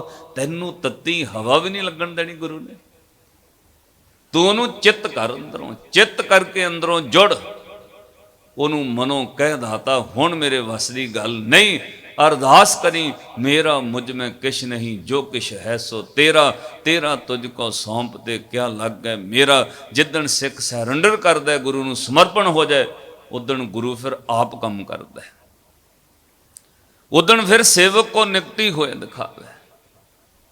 ਜਪ ਨਿਸ਼ਾਨ ਦਾ ਅਰਥ ਹੈ ਤੂੰ ਸਿੱਖਾਂ ਰੋਜ਼ ਜਪਜੀ ਪੜ੍ਹ, ਇਹ ਬਾਣੀ ਤੈਨੂੰ ਉਸ ਦੇਸ਼ ਵਿੱਚ ਲੈ ਜਾਏਗੀ ਜਿਸ ਦੇਸ਼ ਤੋਂ ਬਾਣੀ ਆਈ ਹੈ। ਨਿਰੰਕਾਰ ਕੈ ਦੇਸ ਜਾਹੇ ਤਾਂ ਸੁਖ ਲਹੈ ਮਹਲ। ਕੱਲ ਇੱਕ ਨੁਕਤਾ ਰਹਿ ਗਿਆ ਸੀ, ਜਿੱਥੇ ਜਪਜੀ ਸਾਹਿਬ ਆਰੰਭ ਹੁੰਦਾ ਹੈ ਪਹਿਲੇ ਅੰਗ ਉੱਤੇ ਕਾਲਮ ਖਾਲੀ ਛੱਡਿਆ ਗੁਰੂ ਗ੍ਰੰਥ ਸਾਹਿਬ ਦਾ, ਉਹਦੇ ਉੱਤੇ ਇੱਕ ਅੰਗ ਨਹੀਂ ਲਿਖਿਆ, ਸਿੱਧਾ ਹੀ 2 ਅੰਗ ਤੋਂ 2 ਪੇਜ ਤੋਂ ਬਾਣੀ ਦੀ ਗਿਣਤੀ ਸ਼ੁਰੂ ਹੁੰਦੀ ਹੈ। ਹੁਣ ਇੱਕ ਅੰਗ ਕਾਲਮ ਖਾਲੀ ਕਿਉਂ? ਉਹਦਾ ਰੀਜ਼ਨ ਇਹ ਹੈ ਪੜ੍ਹਨ ਵਾਲੇ ਸਿੱਖ ਨੂੰ ਜਾਂ ਕਿਸੇ ਨੂੰ ਸਮਝਣ ਵਿੱਚ ਭੁਲੇਖਾ ਨਾ ਪੈ ਜਾਏ, ਇੱਕ ਦੇ ਅਰਥ ਨਾ ਕੋਈ ਕੱਢਣ ਲੱਗ ਜਾਏ, ਇੱਕ ਦਾ ਕੋਈ ਸੰਕੇਤ ਹੋਰ ਨਾ ਮੰਨ ਲੈ। ਇਸ ਲਈ ਗੁਰੂ ਗ੍ਰੰਥ ਸਾਹਿਬ ਦੀ ਆਰੰਭਤਾ ਵਿੱਚ ਕੁਝ ਵੀ ਨਹੀਂ ਲਿਖਿਆ, ਨਾ ਕੋਈ ਰਾਗ, ਨਾ ਕੋਈ ਮਹੱਲਾ, ਨਾ ਕਿਸ ਗੁਰੂ ਦੀ ਬਾਣੀ ਹੈ, ਨਾ ਮਹੱਲਾ, ਨਾ ਰਾਗ, ਨਾ ਅੰਗ। ਜਦੋਂ ਸਿੱਧੇ ਹੀ ਦਰਸ਼ਨ ਕਰੋਗੇ, ਸ਼ੁਰੂਆਤ ਕਿੱਥੋਂ ਹੋਏਗੀ? ਇੱਕ ਓੰਕਾਰ ਸਤਿਨਾਮ। ਕਿਉਂਕਿ ਜੇ ਕਾਲਮ ਵਿੱਚ ਏਕਾ ਲਿਖ ਦਿੰਦੇ, ਉਹਨੂੰ ਵੀ ਸ਼ਾਇਦ ਕੋਈ ਪੜ੍ਹਨ ਲੱਗ ਜਾਂਦਾ, ਉਹਦੀ ਵੀ ਸ਼ੁਰੂਆਤ ਕੋਈ ਅੱਖਰ ਅਰਥ ਹੋਰ ਹੋ ਜਾਂਦੇ। ਇੱਕ ਇੱਦਾਂ ਦਾ ਮਤ ਚੱਲਿਆ ਬਹੁਤ, ਉਹ ਬਾਬੇ ਨੇ ਏਕਾ ਬਣਾ ਲੋਕਾਂ ਦੇ ਗਲਾਂ 'ਚ ਪਾਤੇ ਤਵੀਤ, ਏਕਾ ਲਿਖ ਕੇ ਨਾ ਆਪਣੇ ਤਵੀਤ ਬਣਾ ਕੇ ਲੋਕਾਂ ਦੇ ਗਲਾਂ 'ਚ ਪਾਤੇ। ਹੁਣ ਉਹ ਬਾਬਾ ਵੈਸੇ ਜੇਲ੍ਹ ਵਿੱਚ PR ਹੋ ਗਿਆ, ਉਹਨੂੰ ਉਮਰ ਕੈਦ ਹੋ ਗਈ ਹੈ, ਲੋਕਾਂ ਦੇ ਗਲਾਂ ਵਿੱਚ ਏਕਾ ਪਾਉਂਦਾ ਰਿਹਾ। ਇੱਕ ਜਪਾਇਆ ਨਹੀਂ, ਇੱਕ ਦਾ ਉਪਦੇਸ਼ ਦਿੱਤਾ ਨਹੀਂ। ਇੱਥੇ ਇੱਕ ਓੰਕਾਰ ਤੋਂ ਗੱਲ ਸ਼ੁਰੂ ਨਹੀਂ ਹੋਈ ਕੱਲੀ, ਇੱਥੇ ਕਿਹਾ ਇੱਕ ਦੇ ਅੱਗੇ ਅਰਦਾਸ ਵੀ ਕਰੀ, ਗੁਰਾ ਇੱਕ ਦੇ ਬੁਝਾਈ, ਸਭਨਾ ਜੀਆਂ ਕਾ ਇੱਕ ਦਾਤਾ ਸੋ ਮੈਂ। ਇੱਥੇ ਵੀ ਉਪਦੇਸ਼ ਦਿੱਤਾ ਕਿ ਸਾਹਿਬ ਮੇਰਾ ਇੱਕੋ ਹੈ ਭਾਈ ਇੱਕੋ ਹੈ। ਉਹਦੇ ਅੱਗੇ ਅਰਦਾਸ ਕਰ, ਅੱਬਲ ਅੱਲਾ ਨੂਰ ਪਾਇਆ, ਕੁਦਰਤ ਕੇ ਸਭ ਬੰਦੇ ਇੱਕ ਨੂਰ ਤੇ ਸਭ ਜਗ ਉਪਜਿਆ, ਕੌਣ ਭਲੇ ਕੋ ਮੰਦੇ। ਸ਼੍ਰੀ ਗੁਰੂ ਅਰਜਨ ਦੇਵ ਮਹਾਰਾਜ ਜੀਆਂ ਨੇ ਜਦੋਂ ਬਾਣੀ ਦੀ ਸੰਪਾਦਨਾ ਸ਼ੁਰੂ ਕੀਤੀ, ਇਤਿਹਾਸ ਕਹਿੰਦਾ ਹੈ ਲਾਹੌਰ ਤੋਂ 4 ਕਵੀ ਆਏ, ਉਹ ਕਹਿੰਦੇ ਸਾਡੀ ਵੀ ਬਾਣੀ ਲਿਖੋ ਜੀ, ਤੁਸੀਂ ਭਗਤਾਂ ਦੀ ਬਾਣੀ ਲਿਖ ਰਹੇ ਹੋ। ਮਹਾਰਾਜ ਨੇ ਕਿਹਾ ਬਿਲਕੁਲ ਲਿਖਾਓ ਭਾਈ। ਰਾਮਸਰ ਸਰੋਵਰ ਦੇ ਕੰਢੇ ਬੈਠੇ ਉਹ 4 ਕਵੀ ਲਾਹੌਰ ਤੋਂ ਆਏ ਨੇ, ਕੰਨਾ, ਛੱਜੂ, ਪੀਲੂ, ਸ਼ਾਹ ਹੁਸੈਨ। ਸਭ ਤੋਂ ਪਹਿਲਾਂ ਹੰਕਾਰ ਵਿੱਚ ਕਾਨਾ ਬੋਲਿਆ, ਕਿਉਂਕਿ ਇਹਦਾ ਦਿੱਲੀ ਦਰਬਾਰ ਤੱਕ ਪਹੁੰਚ ਸੀ। ਸੁਲੀ ਖਾਨ ਇਹਦਾ ਚਚੇਰਾ ਭਰਾ ਸੀ। ਇਹਨੇ ਗੁਰੂ ਗੋਬਿੰਦ ਧੰਨ ਗੁਰੂ ਅਰਜਨ ਦੇਵ ਮਹਾਰਾਜ ਦੇ ਦਰਬਾਰ 'ਚ ਰਾਮਸਰ ਸਰੋਵਰ ਦੇ ਕੰਢੇ ਕਹਿੰਦਾ ਜੀ ਪਹਿਲਾਂ ਮੇਰੀ ਲਿਖੋ। ਪਾਤਸ਼ਾਹ ਨੇ ਕਿਹਾ ਲਿਖਾਓ ਜੀ। ਇਹ ਬੋਲਿਆ, ਕਹਿੰਦਾ ਜੀ ਲਿਖੋ, ਮੈਂ ਉਹੀ ਰੇ ਮੈਂ ਉਹੀ ਰੇ, ਜਾ ਕੋ ਵੇਦ ਪੁਰਾਣ ਜਸ ਗਾਵੇ, ਖੋਜ ਦੇਖੋ ਸਭ ਕੋਈ ਰੇ। ਸਤਿਗੁਰਾਂ ਰੋਕ ਕੇ ਕਿਹਾ ਨਹੀਂ ਕਾਨਾ, ਇਹ ਬਾਣੀ ਨਹੀਂ ਲਿਖੀ ਜਾ ਸਕਦੀ। ਮਹਾਰਾਜ ਕਿਉਂ? ਕਹਿਣ ਲੱਗੇ ਤੁਹਾਡੇ ਅੱਖਰਾਂ ਵਿੱਚ ਅਹੰਕਾਰ ਝਲਕਦਾ ਹੈ। ਇੱਥੇ ਬਾਣੀ ਉਹਨਾਂ ਦੀ ਹੈ ਜਿਨ੍ਹਾਂ ਨੇ ਐਡੇ ਉੱਚੇ ਸੁੱਚੇ ਹੋਣ ਦੇ ਬਾਵਜੂਦ ਰੱਬ ਨਾਲ ਮਿਲਣ ਤੋਂ ਬਾਅਦ ਜਿਹੜੇ ਤੋਹੀ ਮੋਹੀ ਮੋਹੀ ਤੋਹੀ ਅੰਤਰ ਕੈਸਾ ਵਾਲੀ ਅਵਸਥਾ ਵਿੱਚ ਪਹੁੰਚ ਗਏ, ਉਨੀ ਵੀ ਜਦੋਂ ਬਾਣੀ ਉਚਾਰਨ ਕੀਤੀ, ਉਨੀ ਇੰਨੀ ਗੱਲ ਕਹੀ, ਜਬ ਹਮ ਹੋਤੇ ਤਬ ਤੂੰ ਨਾਹੀ, ਅਬ ਤੂੰ ਹੀ ਮੈਂ ਨਾਹੀ। ਇਸ ਲਈ ਉਹਨਾਂ ਦੀ ਬਾਣੀ ਦਰਜ ਹੈ। ਤੂੰ ਤੇ ਹੰਕਾਰ ਵਿੱਚ ਕਹਿੰਦਾ ਮੈਂ ਉਹੀ ਰੇ ਮੈਂ ਉਹੀ। ਇਹ ਤੇ ਗੱਲਾਂ ਬ੍ਰਹਮ ਵੇਦਾਂ ਸ਼ਸਤਰਾਂ ਵਿੱਚ ਆਈਆਂ ਨੇ ਕਿ ਅਹੰ ਬ੍ਰਹਮ ਤਮ ਸੀ, ਮੈਂ ਹੀ ਰੱਬ ਹਾਂ। ਇਹ ਤੇ ਸੂਫੀ ਫਕੀਰ ਕਈ ਕਹਿੰਦੇ ਰਹੇ ਅਨਲ ਹਕ, ਮੈਂ ਹੀ ਖੁਦਾ ਹਾਂ। ਪਰ ਗੁਰੂ ਨਾਨਕ ਦੇ ਘਰ ਵਿੱਚ ਉਹਨਾਂ ਨੂੰ ਪ੍ਰਵਾਨਤਾ ਜਿਹੜੇ ਇੰਨੇ ਨੀਵੇਂ ਹੋ ਕੇ ਰਹੇ, ਜਿਨ੍ਹਾਂ ਨੇ ਕਿਹਾ ਕਬੀਰ ਤੂੰ ਤੂੰ ਕਰਤਾ ਤੂੰ ਹੁਆ, ਮੁਝ ਮੈਂ ਰਹਾ ਨਾ ਹੂੰ, ਜਬ ਆਪਾ ਪਰਕਾ ਮਿਟ ਗਿਆ, ਜਤ ਦੇਖੂੰ ਤਤ ਤੂੰ। ਕਾਨਾ ਚੁੱਪ ਕਰ ਗਿਆ। ਪੀਲੂ ਬੋਲਿਆ। ਮਹਾਰਾਜ ਕਹਿੰਦੇ ਭਾਈ ਤੁਸੀਂ ਦੱਸੋ, ਤੁਸੀਂ ਕੀ ਲਿਖ ਕੇ ਲਿਆਏ ਹੋ? ਉਹਨੇ ਫਿਰ ਆਪਣੀ ਗੱਲ ਸ਼ੁਰੂ ਕੀਤੀ। ਉਹ ਕਹਿੰਦਾ ਜੀ ਚਿੱਕੜ ਪੈਰ ਨਾ ਬੋੜਿਓ, ਜੰਮਦਿਆਂ ਮਰ ਗਏ। ਇਹਦੇ ਨਾਲੋਂ ਚੰਗੀ ਗੱਲ ਸੀ ਜੰਮਦਿਆਂ ਮਰ ਜਾਂਦੇ। ਸੰਸਾਰ ਵਿੱਚ ਜਨਮ ਹੀ ਨਾ ਲੈਂਦੇ, ਬੰਦੇ ਨੂੰ ਲੇਖਾ ਦੇਣਾ ਪੈਂਦਾ, ਜੂਨਾਂ ਵਿੱਚ ਪੈਣਾ ਪੈਂਦਾ। ਸੇ ਆਲੂਦ ਭਏ, ਇਹਦੇ ਨਾਲੋਂ ਚੰਗਾ ਸੀ ਕਿ ਜੰਮਦਿਆਂ ਗਰਭ ਵਿੱਚ ਮਰ ਜਾਂਦੇ, ਜਨਮ ਨਾ ਲੈਂਦੇ, ਕਰਮ ਨਾ ਕਰਨਾ ਪੈਂਦਾ, ਤੇ ਕਰਮ ਨਾ ਕਰਨਾ ਪੈਂਦਾ ਜੂਨਾਂ ਵਿੱਚ ਨਾ ਪੈਣਾ ਪੈਂਦਾ। ਸਤਿਗੁਰਾਂ ਕਿਹਾ ਬਹੁਤ ਗਲਤ ਹੈ ਇਹ ਉਪਦੇਸ਼, ਸਾਡੀ ਬਾਣੀ ਨਾਲ ਧੁਰਕੀ ਬਾਣੀ ਨਾਲ ਮਿਲਦਾ ਨਹੀਂ। ਇੱਥੇ ਤਾਂ ਸਮਝਾਇਆ ਜਾਣਾ ਕਿ ਦੁਲੱਭ ਦੇ ਪਾਈ ਵਡ ਭਾਗੀ, ਤੂੰ ਕਹਿੰਦਾ ਜੰਮਦਿਆਂ ਮਰ ਜਾਣਾ ਚਾਹੀਦਾ। ਨਾਮ ਨਾ ਜਪੈ ਦੇ ਆਤਮ ਘਾਤੀ, ਇੱਥੇ ਤਾਂ ਰੋਜ਼ ਪੜਾਇਆ ਜਾਣਾ ਭਈ ਪ੍ਰਾਪਤ ਮਨੁੱਖ ਦੇ ਹੋਰੀਆ, ਗੋਬਿੰਦ ਮਿਲਣ ਕੀ। ਇਹ ਤੇ ਸਮਝਾਇਆ ਜਾਣਾ ਕਿ ਚਿਰੰਕਾਲ ਇਹ ਦੇ ਸੰਜਰੀਆ, ਮਿਲ ਜਗਦੀਸ਼ ਮਿਲਨ ਕੀ ਵਾਰੀ। ਇੱਥੇ ਤੇ ਰੋਜ਼ ਪੜਾਇਆ ਜਾਣਾ ਜਿਹੜੇ ਰੱਬ ਨਾਲ ਮਿਲੇ। ਉਹਨੇ ਕਿਹਾ ਕਬੀਰ ਮਾਨਸ ਜਨਮ ਦੁਲੰਭ ਹੈ, ਹੋਏ ਨਾ ਬਾਰਹ ਵਾਰ। ਪੀਲੂ ਚੁੱਪ ਕਰ ਗਿਆ। ਸਾਹਿਬ ਨੇ ਕਿਹਾ ਹੋਰ ਦੱਸੋ ਬਈ। ਕਹਿੰਦੇ ਨੇ ਫਿਰ ਛੱਜੂ ਬੋਲਿਆ, ਮਹਾਰਾਜ ਮੇਰੀ ਲਿਖਤ ਲਿਖੋ। ਕਾਗਦ ਸੰਧੀ ਪੁੱਤਰੀ ਤਉ ਨ ਤ੍ਰਿਆ ਨਿਹਾਰ। ਮਹਾਰਾਜ ਇਸਤਰੀ ਕਾਗਜ਼ ਦੀ ਵੀ ਬਣੀ ਹੋਵੇ ਉਹਦੇ ਵੱਲ ਵੇਖਣਾ ਨਹੀਂ ਚਾਹੀਦਾ। ਇਸਤਰੀ ਨਰਕ ਘੋਰ ਕਾ ਦੁਆਰ। ਸ਼੍ਰੀ ਗੁਰੂ ਅਰਜਨ ਦੇਵ ਮਹਾਰਾਜ ਬੋਲੇ ਨਹੀਂ ਬਈ ਤੂੰ ਵੀ ਕਿਸੇ ਇਸਤਰੀ ਦੀ ਕੁੱਖ ਤੋਂ ਪੈਦਾ ਹੋਇਆ, ਤੈਨੂੰ ਵੀ ਜਨਮ ਕਿਸੇ ਇਸਤਰੀ ਨੇ ਦਿੱਤਾ ਹੈ। ਔਰਤ ਨੂੰ ਨਰਕ ਘੋਰ ਦਾ ਦੁਆਰ ਨਹੀਂ। ਤੂੰ ਕਹਿੰਦੇ ਕਾਗਜ਼ ਦੀ ਵੀ ਮੂਰਤ ਤੱਕਣੀ ਨਹੀਂ ਚਾਹੀਦੀ। ਸ਼੍ਰੀ ਗੁਰੂ ਅਰਜਨ ਦੇਵ ਮਹਾਰਾਜ ਬੋਲੇ ਇੱਥੇ ਤਾਂ ਆਹ ਉਪਦੇਸ਼ ਪੜਾਇਆ ਜਾਣਾ ਕਿ ਭੰਡ ਜੰਮੀ ਹੈ, ਭੰਡ ਨਿੰਮੀ ਹੈ, ਭੰਡ ਮੰਗਣ ਵਿਆਹੋ, ਭੰਡੋ ਹੋਵੇ ਦੋਸਤੀ, ਭੰਡੋ ਚੱਲੇ ਰਾਹ, ਭੰਡ ਮੂਆ ਭੰਡ ਭਾਲੀਏ, ਭੰਡ ਹੋਵੇ ਬੰਧਾਨ, ਸੋ ਕਿਉਂ ਮੰਦਾ ਅੱਖੀਐ, ਜਿਤ ਜੰਮੈ ਰਾਜਾ। ਇਸ ਗੁਰੂ ਨਾਨਕ ਸਾਹਿਬ ਦੇ ਘਰ ਵਿੱਚ ਸਭ ਤੋਂ ਪਹਿਲਾਂ ਮਾਣ ਇਸਤਰੀ ਨੂੰ ਮਿਲਿਆ, ਔਰਤ ਨੂੰ ਮਿਲਿਆ। ਤੁਸੀਂ ਇਤਿਹਾਸ ਪੜ੍ਹ ਕੇ ਵੇਖਿਓ, ਜੇ ਗੁਰੂ ਨਾਨਕ ਦਾ ਕੋਈ ਪਹਿਲਾ ਸਿੱਖ ਹੋਇਆ ਤੇ ਸਾਧ ਸੰਗਤ ਬੇਬੇ ਨਾਨਕੀ ਇਸਤਰੀ ਹੈ। ਜਨਮ ਦੇਣ ਵਾਲੀ ਮਾਂ ਨੇ ਵੀ ਦਰਸ਼ਨ ਬਾਅਦ ਵਿੱਚ ਕੀਤੇ ਨੇ, ਬਾਕੀਆਂ ਨੇ ਗੁਰੂ ਨਾਨਕ ਦੇ ਦਰਸ਼ਨ ਬਾਅਦ ਵਿੱਚ ਕੀਤੇ। ਸਭ ਤੋਂ ਪਹਿਲਾਂ ਜੇ ਕਿਸੇ ਨੇ ਗੁਰੂ ਨਾਨਕ ਦੇ ਦਰਸ਼ਨ ਕੀਤੇ ਉਹ ਇੱਕ ਔਰਤ ਦੌਲਤਾਂ ਦਾਈ ਨੇ ਕੀਤੇ। ਜੇ ਗੁਰੂ ਨਾਨਕ ਰੱਬ ਹੈ ਤਾਂ ਉਹਦੇ ਦਰਸ਼ਨ ਤਾਂ ਪਹਿਲਾਂ ਔਰਤ ਨੂੰ ਹੋਏ ਨਾ ਕਿਸੇ ਨੂੰ। ਸਤਿਗੁਰੂ ਗੁਰੂ ਅਰਜਨ ਦੇਵ ਮਹਾਰਾਜ ਨੇ ਕਿਹਾ ਗਲਤ ਹੈ। ਚੌਥਾ ਰਹਿ ਗਿਆ ਕਵੀ ਸ਼ਾਹ ਹੁਸੈਨ, ਕਹਿਣ ਲੱਗੇ ਤੁਸੀਂ ਦੱਸੋ ਜੀ। ਉਹਨੇ ਕਿਹਾ ਹੁਣ ਕੀ ਬੋਲਣਾ ਚਾਹੀਦਾ। ਜਿਹਨੇ ਕਿਹਾ ਦੁਨੀਆ ਤੋਂ ਪ੍ਰਾਨ ਰਹਿਣਾ ਉਹਨੂੰ ਵੀ ਪਾਤਸ਼ਾਹ ਨੇ ਨਹੀਂ ਲਿਖਿਆ। ਜਿਹਨੇ ਕਿਹਾ ਮੈਂ ਉਹੀ ਰੇ ਮੈਂ ਉਹੀ, ਉਹ ਵੀ ਨਹੀਂ ਲਿਖਿਆ। ਜਿਹਨੇ ਕਿਹਾ ਸੰਸਾਰ ਨੂੰ ਨਹੀਂ ਤੱਕਣਾ ਚਾਹੀਦਾ ਉਹਨੂੰ ਵੀ ਗੁਰੂ ਅਰਜਨ ਦੇਵ ਮਹਾਰਾਜ ਨੇ ਰੱਦ ਕਰ ਦਿੱਤਾ। ਉਹਨੇ ਉਹ ਕਵਿਤਾ ਸੋਚੀ ਜਿਹੜੀ ਤਿੰਨਾਂ ਵਿਸ਼ਿਆਂ ਤੋਂ ਹਟ ਕੇ ਹੋਵੇ। ਉਹ ਕਹਿੰਦਾ ਚੁੱਪ ਵੇੜਿਆ, ਚੁੱਪ ਵੇੜਿਆ, ਬੋਲਣ ਦੀ ਨਹੀਂ ਜਾਵੇ ਅੜਿਆ। ਚੁੱਪ ਹੀ ਰਹਿਣਾ ਚਾਹੀਦਾ, ਬੋਲਣਾ ਨਹੀਂ ਚਾਹੀਦਾ। ਸ਼੍ਰੀ ਗੁਰੂ ਅਰਜਨ ਦੇਵ ਮਹਾਰਾਜ ਬੋਲੇ, ਕਹਿੰਦੇ ਸ਼ਾਹ ਹੁਸੈਨ ਇਹ ਤਾਂ ਬਿਲਕੁਲ ਮੇਲ ਨਹੀਂ ਖਾਂਦਾ। ਉਹਨੇ ਕਿਹਾ ਮਹਾਰਾਜ ਕਿਉਂ? ਕਹਿਣ ਲੱਗੇ ਪਹਿਲੇ ਅੰਗ ਤੇ ਆ ਜਾਣਾ, ਚੁੱਪੈ ਚੁੱਪ ਨਾ ਹੋਵਈ ਜੇ ਲਾਏ ਰਹਾ।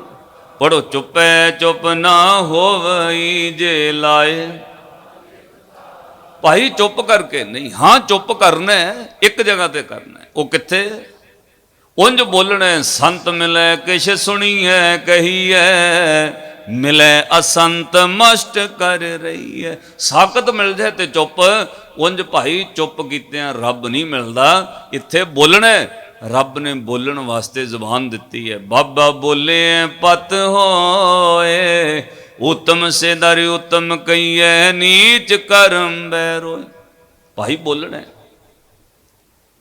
ਸਤਿਗੁਰੂ ਗੁਰੂ ਅਰਜਨ ਦੇਵ ਮਹਾਰਾਜ ਨੇ ਚੌਂ ਨੂੰ ਜਵਾਬ ਦਿੱਤਾ। ਇਤਿਹਾਸ ਕਹਿੰਦਾ ਜਾਣ ਲੱਗਿਆ ਕਰਨਾ ਕਹਿੰਦਾ ਵੇਖ ਲਾਂਗਾ ਤੁਹਾਨੂੰ, ਮੇਰੀ ਦਿੱਲੀ ਤੱਕ ਪਹੁੰਚ ਹੈ।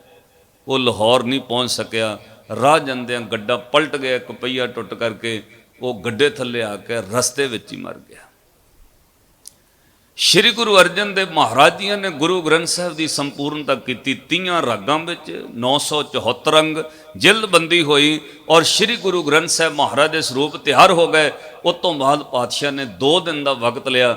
ਭਾਈ ਗੁਰਦਾਸ ਜੀ ਇਹਦਾ ਪ੍ਰਕਾਸ਼ ਗ੍ਰੰਥ ਦਾ ਸ਼੍ਰੀ ਹਰਮੰਦਰ ਸਾਹਿਬ ਵਿੱਚ ਕਰਨਾ ਹੈ।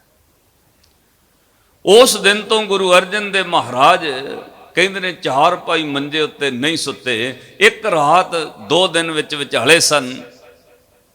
ਸ਼੍ਰੀ ਗੁਰੂ ਅਰਜਨ ਦੇਵ ਮਹਾਰਾਜ ਭਾਲ ਕਰ ਰਹੇ ਸਨ ਕਿਹੜੇ ਸਿੱਖ ਨੂੰ ਸੇਵਾ ਸੰਭਾਲਣੀ ਚਾਹੀਦੀ ਹੈ। ਕਹਿਣ ਲੱਗੇ ਅੱਧੀ ਰਾਤ ਹੈ। ਸ਼੍ਰੀ ਗੁਰੂ ਅਰਜਨ ਦੇਵ ਮਹਾਰਾਜ ਅੰਮ੍ਰਿਤ ਸਰੋਵਰ ਦੇ ਕੰਢੇ ਆ ਗਏ। ਜਦੋਂ ਅੰਮ੍ਰਿਤ ਸਰੋਵਰ ਦੇ ਕੰਢੇ ਪਰਿਕਰਮਾ ਕਰ ਰਹੇ ਨੇ, ਪਹਿਲਾ ਪਹਿਰ ਹੈ, ਰਾਤ ਟਿਕੀ ਹੋਈ ਹੈ, ਤਾਰੇ ਚਮਕ ਰਹੇ ਸਨ, ਮਿੱਠੀ ਮਿੱਠੀ ਠੰਡੀ ਹਵਾ ਚੱਲ ਰਹੀ ਹੈ। ਸ਼੍ਰੀ ਗੁਰੂ ਅਰਜਨ ਦੇਵ ਮਹਾਰਾਜ ਟਹਿਲਦਿਆਂ ਬੇਰ ਦੇ ਕੋਲ ਆਏ ਤੇ ਉੱਥੇ ਇੱਕ ਸਰੀਰ ਚਿੱਟੀ ਚਾਦਰ ਲੈ ਕੇ ਚੌਂਕੜਾ ਮਾਰ ਕੇ ਬੈਠਾ ਹੈ। ਆਵਾਜ਼ ਆ ਰਹੀ ਹੈ, ਵਾਹਿਗੁਰੂ ਵਾਹਿਗੁਰੂ ਵਾਹਿਗੁਰੂ ਵਾਹਿਗੁਰੂ। ਉਹ ਵੇਰ ਦੇ ਕੰਢੇ ਕੌਣ ਬੈਠਾ? ਬ੍ਰਹਮ ਗਿਆਨੀ ਬਾਬਾ ਬੁੱਢਾ ਸਾਹਿਬ। ਪਾਤਸ਼ਾਹ ਨੇ ਪਿਆਰ ਨਾਲ ਬੁਲਾਇਆ। ਬਾਬਾ ਬੁੱਢਾ ਸਾਹਿਬ ਇੱਕਦਮ ਰੁਕ ਗਏ। ਗੁਰੂ ਦੀ ਆਵਾਜ਼ ਹੈ, ਉੱਠ ਕੇ ਖਲੋ ਗਏ। ਤਾਂ ਸਤਿਗੁਰਾਂ ਬਚਨ ਕਿਹਾ, ਬਾਬਾ ਜੀ ਤੁਹਾਨੂੰ ਇੱਕ ਸੇਵਾ ਲਾਉਣੀ ਹੈ। ਮਹਾਰਾਜ ਹੁਕਮ ਕਰੋ। ਗੁਰੂ ਅਰਜਨ ਦੇਵ ਮਹਾਰਾਜ ਬੋਲੇ, ਕਹਿਣ ਲੱਗੇ ਜੋ ਆਦਿ ਸ਼੍ਰੀ ਗੁਰੂ ਗ੍ਰੰਥ ਸਾਹਿਬ ਦੀ ਧੁਰ ਕੀ ਬਾਣੀ ਦਾ ਗ੍ਰੰਥ ਤਿਆਰ ਕੀਤਾ ਹੈ, ਕੱਲ ਆਪਾਂ ਹਰਮੰਦਰ ਸਾਹਿਬ ਪ੍ਰਕਾਸ਼ ਕਰਨਾ ਹੈ। ਬਾਬਾ ਬੁੱਢਾ ਸਾਹਿਬ ਉਹ ਸੇਵਾ ਅਸੀਂ ਤੁਹਾਨੂੰ ਦੇਣੀ ਹੈ। ਇਤਿਹਾਸ ਪੜ੍ਹਿਓ, 98 ਈਅਰ 올ਡ, 98 ਸਾਲ ਦੀ ਉਮਰ ਹੈ ਬਾਬਾ ਬੁੱਢਾ ਸਾਹਿਬ। ਮੈਂ ਕਈ ਵਾਰ ਇਹ ਕਥਾ ਵਿੱਚ ਕਿਹਾ, ਇੱਥੇ ਕੋਈ ਸਨਿਓਰਟੀ, ਕੋਈ ਰਿਜ਼ਰਵੇਸ਼ਨ ਗੁਰੂ ਨਾਨਕ ਸਾਹਿਬ ਦੇ ਘਰ ਵਿੱਚ ਨਹੀਂ। ਜਿਹੜੀ ਉਮਰ ਵਿੱਚ ਦੁਨੀਆ ਕਹਿੰਦੀ ਹੈ ਨਾ 60 ਕੇ ਬੁਢੇਪਾ ਆਵੇ, 70 ਕਾ ਮਤਹੀਣ, 17 ਸਾਲਾਂ ਦਾ ਹੋ ਜਾਏ। ਘਰ ਵਾਲੇ ਕਹਿੰਦੇ ਤੈਨੂੰ ਕੀ ਪਤਾ ਹੈ? 70 ਸਾਲ ਦਾ ਬੰਦਾ ਬੋਲੇ ਨਾ, ਜਿਹਨੇ ਘਰ ਕੋਠੀਆਂ ਬਣਾਈਆਂ, ਨੌਕਰੀ ਕੀਤੀ, ਬੱਚੇ ਪਾਲੇ, ਤਾਂ ਉਹਨੂੰ ਬੱਚੇ ਕਹਿਣ ਲੱਗ ਪੈਂਦੇ ਆ, ਬਾਪੂ ਜੀ ਤੁਸੀਂ ਨਾ ਬੋਲੋ, ਤੁਹਾਨੂੰ ਨਹੀਂ ਪਤਾ। ਮਾਤਾ ਤੈਨੂੰ ਨਹੀਂ ਪਤਾ ਕੀ ਗੱਲ ਹੈ। ਉਹਨੂੰ ਚੁੱਪ। ਤੇ ਜੇ 80 ਦਾ ਹੋ ਜਾਏ, ਫਿਰ ਭਾਵੇਂ ਉਹਦੇ ਦੋਤੇ ਦੋਤੀਆਂ ਦਾ ਵਿਆਹ ਕਿਉਂ ਨਾ ਹੋਵੇ, ਉਹਨੂੰ ਘਰੇ ਹੀ ਬਿਠਾ ਦਿੰਦੇ ਨੇ। ਤੂੰ ਉੱਥੇ ਕੀ ਕਰਨਾ ਬੀਬੀ ਜਾ ਕੇ? ਮੰਮੀ ਤੁਸੀਂ ਕੀ ਕਰਨਾ ਉੱਥੇ? ਰਹੋ ਘਰੇ ਹੀ। 80 ਕਾ ਵਿਵਹਾਰ ਨਾ ਪਾਵੇ, 90 ਕਾ ਸੇ ਜਾਸਣੀ ਮੂਲ ਨਾ ਜਾਣੇ ਅਪਵਲ। ਇਹ ਦੁਨੀਆ ਦੀ ਕਹਾਣੀ ਹੈ, ਪਰ ਮੇਰੇ ਗੁਰੂ ਦੇ ਘਰ ਦੀ ਕਹਾਣੀ ਦੁਨੀਆ ਨਾਲੋਂ ਵੱਖਰੀ ਹੈ। ਇੱਥੇ ਵਿਆਖਿਆ ਕੋਈ ਅਕੈਡਮਿਕ ਐਜੂਕੇਸ਼ਨ ਨਾਲ ਨਹੀਂ ਹੋ ਸਕਦੀ। ਗੁਰੂ ਦੀ ਵਿਆਖਿਆ ਕਦੇ ਗਿਆਨ ਨਾਲ ਕਰਨ ਦੀ ਕੋਸ਼ਿਸ਼ ਨਾ ਕੋਈ ਕਰੇ। ਭਾਈ ਇੱਥੇ 98 ਸਾਲ ਦੀ ਉਮਰ ਵਿੱਚ ਵੀ ਗੁਰੂ ਅਰਜਨ ਦੇਵ ਮਹਾਰਾਜ ਸੇਵਾ ਦੇ ਰਹੇ ਨੇ। ਬਾਬਾ ਬੁੱਢਾ ਸਾਹਿਬ ਤੋਂ ਸੇਵਾ ਲੈਣੀ ਹੈ। ਹੱਥ ਜੋੜ ਕੇ, ਮਹਾਰਾਜ ਮੈਂ ਤਾਂ ਘਾਹ ਖੋਤਣ ਵਾਲਾ ਬੰਦਾ, ਮੈਂ ਤੇ ਅਨਪੜ੍ਹ ਜਿਹਾ ਬੰਦਾ ਹੈ, ਮਹਾਰਾਜ ਕਿਸੇ ਪੜ੍ਹੇ ਲਿਖੇ ਦੀ ਸੇਵਾ ਲਾਓ। ਸ਼੍ਰੀ ਗੁਰੂ ਅਰਜਨ ਦੇਵ ਮਹਾਰਾਜ ਨੇ ਕਿਹਾ, ਨਹੀਂ ਬਾਬਾ ਬੁੱਢਾ ਸਾਹਿਬ ਇਹ ਠੀਕ ਹੈ, ਤੁਸੀਂ ਘਾਹ ਖੋਤਣ ਵਾਲੇ ਹੋ, ਤੁਸੀਂ ਕਹੋਗੇ ਮੇਰੇ ਹੱਥ ਇੰਨੇ ਸੋਹਣੇ ਸੁੰਦਰ ਨਹੀਂ। ਬਾਬਾ ਬੁੱਢਾ ਸਾਹਿਬ ਅੱਜ ਘਾਹ ਖੋਤਣ ਵਾਲੇ ਨੂੰ ਗੁਰੂ ਗ੍ਰੰਥ ਸਾਹਿਬ ਦੀ ਸੇਵਾ ਇਸ ਲਈ ਦੇਣੀ ਹੈ। ਇਸ ਗ੍ਰੰਥ ਵਿੱਚ ਬਾਣੀ ਵੀ ਉਹਨਾਂ ਦੀ ਹੈ ਜਿਹੜੇ ਜੋੜੇ ਗੰਢਦੇ ਰਹੇ ਨੇ। ਇਹਦੇ ਵਿੱਚ ਬਾਣੀ ਵੀ ਉਹਨਾਂ ਦੀ ਹੈ ਜਿਹੜੇ ਨਾ ਹੱਥਾਂ ਨਾਲ ਕੱਪੜਾ ਬੁਣਦੇ ਰਹੇ ਨੇ। ਇਹਦੇ ਵਿੱਚ ਬਾਣੀ ਵੀ ਉਹਨਾਂ ਦੀ ਹੈ ਜਿਹੜੇ ਇਹਨਾਂ ਹੱਥਾਂ ਨਾਲ ਕੱਪੜਾ ਸਿਉਂਦੇ ਰਹੇ ਨੇ। ਸੋਹਣੇ ਕੀ ਸੂਈ ਰੂਪੇ ਕਾ ਧਾਗਾ, ਨਾਮੇ ਕਾ ਚਿਤ ਹਰ ਸੋਂ ਲਾਗਾ। ਇਸ ਲਈ ਬਾਣੀ ਦੀ ਸੰਭਾਲ ਵੀ ਉਹਨੂੰ ਦੇਣੀ ਹੈ ਜਿਹੜਾ ਦਸਾਂ ਨੋਹਾਂ ਦੀ ਕਿਰਤ ਕਰਦਾ, ਘਾਹ ਖੋਤਦਾ। ਬਾਬਾ ਬੁੱਢਾ ਸਾਹਿਬ ਨੂੰ ਸੇਵਾ ਬਖਸ਼ੀ। ਸਤਿਗੁਰੂ ਗੁਰੂ ਗ੍ਰੰਥ ਸਾਹਿਬ ਮਹਾਰਾਜ ਜੀਆਂ ਦਾ ਪ੍ਰਕਾਸ਼ ਹੁੰਦਾ ਹੈ। ਉਹ ਤੁਸੀਂ ਅਗਲੇ ਵਿਦਵਾਨਾਂ ਤੋਂ ਕਥਾ ਸੁਣਨੀ ਹੈ। ਮੈਂ ਇੱਕ ਉਲੇਖ ਹੋਰ ਕਰਾਂ। ਗੁਰੂ ਗ੍ਰੰਥ ਸਾਹਿਬ ਜੀ ਦੀ ਬਾਣੀ ਉੱਤੇ ਸਦੀਆਂ ਲੰਘ ਗਈਆਂ ਨੇ, ਸਦੀਆਂ ਲੰਘ ਜਾਣਗੀਆਂ। ਕੋਈ ਬੰਦਾ ਅੱਖਰਾਂ ਦਾ ਨੁਕਸ ਨਹੀਂ ਕੱਢ ਸਕੇਗਾ ਕਿ ਆਹ ਗਲਤ ਹੈ। ਅਨੇਕਾਂ ਗ੍ਰੰਥ ਦੁਨੀਆ ਦੇ ਅੰਦਰ ਵਕਤ ਬਦਲਦਾ, ਸਮਾਂ ਬਦਲਦਾ, ਯੁੱਗ ਬਦਲ ਜਾਂਦੇ ਨੇ, ਥਿਊਰੀਆਂ ਬਦਲ ਜਾਂਦੀਆਂ ਨੇ ਤੇ ਸਾਧ ਸੰਗਤ ਉਦੋਂ ਗਲਤ ਸਿੱਧ ਹੋਣ ਲੱਗ ਪੈਂਦੇ ਨੇ।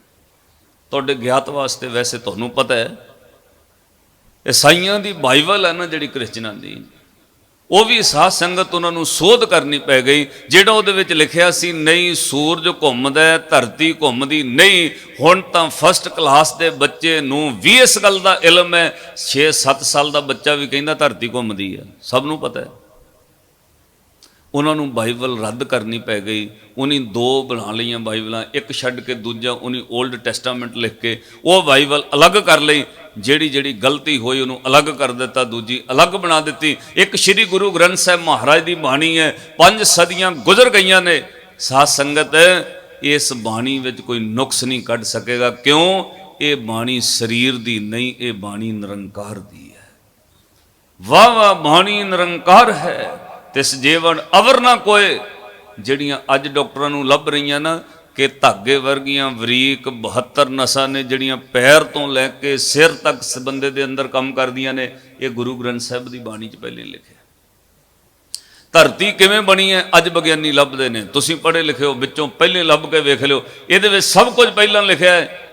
ਸਭ ਕੁਝ ਪਹਿਲਾਂ 5 ਸਦੀਆਂ ਪਹਿਲਾਂ ਗੁਰੂ ਨੇ ਲਿਖ ਦਿੱਤਾ ਹੈ ਕਿ ਸੱਚੇ ਤੇ ਪਵਣਾ ਪਿਆ, ਪਵਣੇ ਤੇ ਜਲ ਹੋਏ, ਜਲ ਤੇ ਤਿਰ ਪਵਨ ਸਾਜਿਆ, ਘਟ ਘਟ ਜੋਤ ਸਮੋਏ। ਹਾਂ, ਜਿੱਥੇ ਜਿੱਥੇ ਕੰਟਰੋਵਰਸੀ ਗੁਰੂ ਨੂੰ ਲੱਗੀ ਉੱਥੇ ਪਾਤਸ਼ਾਹ ਨੇ ਲੋਕਾਂ ਦਾ ਸ਼ੰਕਾ ਨਾਲ ਦੀ ਨਾਲ ਦੂਰ ਕੀਤਾ। ਕੁਝ ਪੰਕਤੀਆਂ ਮੈਂ ਕਹਾਂਗਾ ਜਿਨ੍ਹਾਂ ਉੱਤੇ ਸ਼ੰਕਾ ਹੋ ਸਕਦਾ ਸੀ। ਜਿਹੜੀ ਗੱਲ ਗੁਰੂ ਗ੍ਰੰਥ ਸਾਹਿਬ ਦੀ ਬਾਣੀ ਵਿੱਚ ਆਈ ਉਹਨੂੰ ਸਤਿਗੁਰੂ ਨਾਲ ਦੀ ਨਾਲ ਭਗਤਾਂ ਦੀ ਬਾਣੀ ਨੂੰ ਲੋਕਾਂ ਵਿੱਚ ਭੁਲੇਖਾ ਨਾ ਪੈ ਜਾਏ, ਦਰੁਸਤ ਕਰਦੇ ਰਹੇ। ਕਿਉਂਕਿ ਕਿਸੇ ਅਵਸਥਾ ਵਿੱਚ ਕੁਝ ਵੀ ਉਚਾਰਨ ਹੋ ਸਕਦਾ ਹੈ। ਜੇ ਬਾਬਾ ਫਰੀਦ ਸਾਹਿਬ ਨੇ ਉਚਾਰਨ ਕੀਤਾ ਨਾ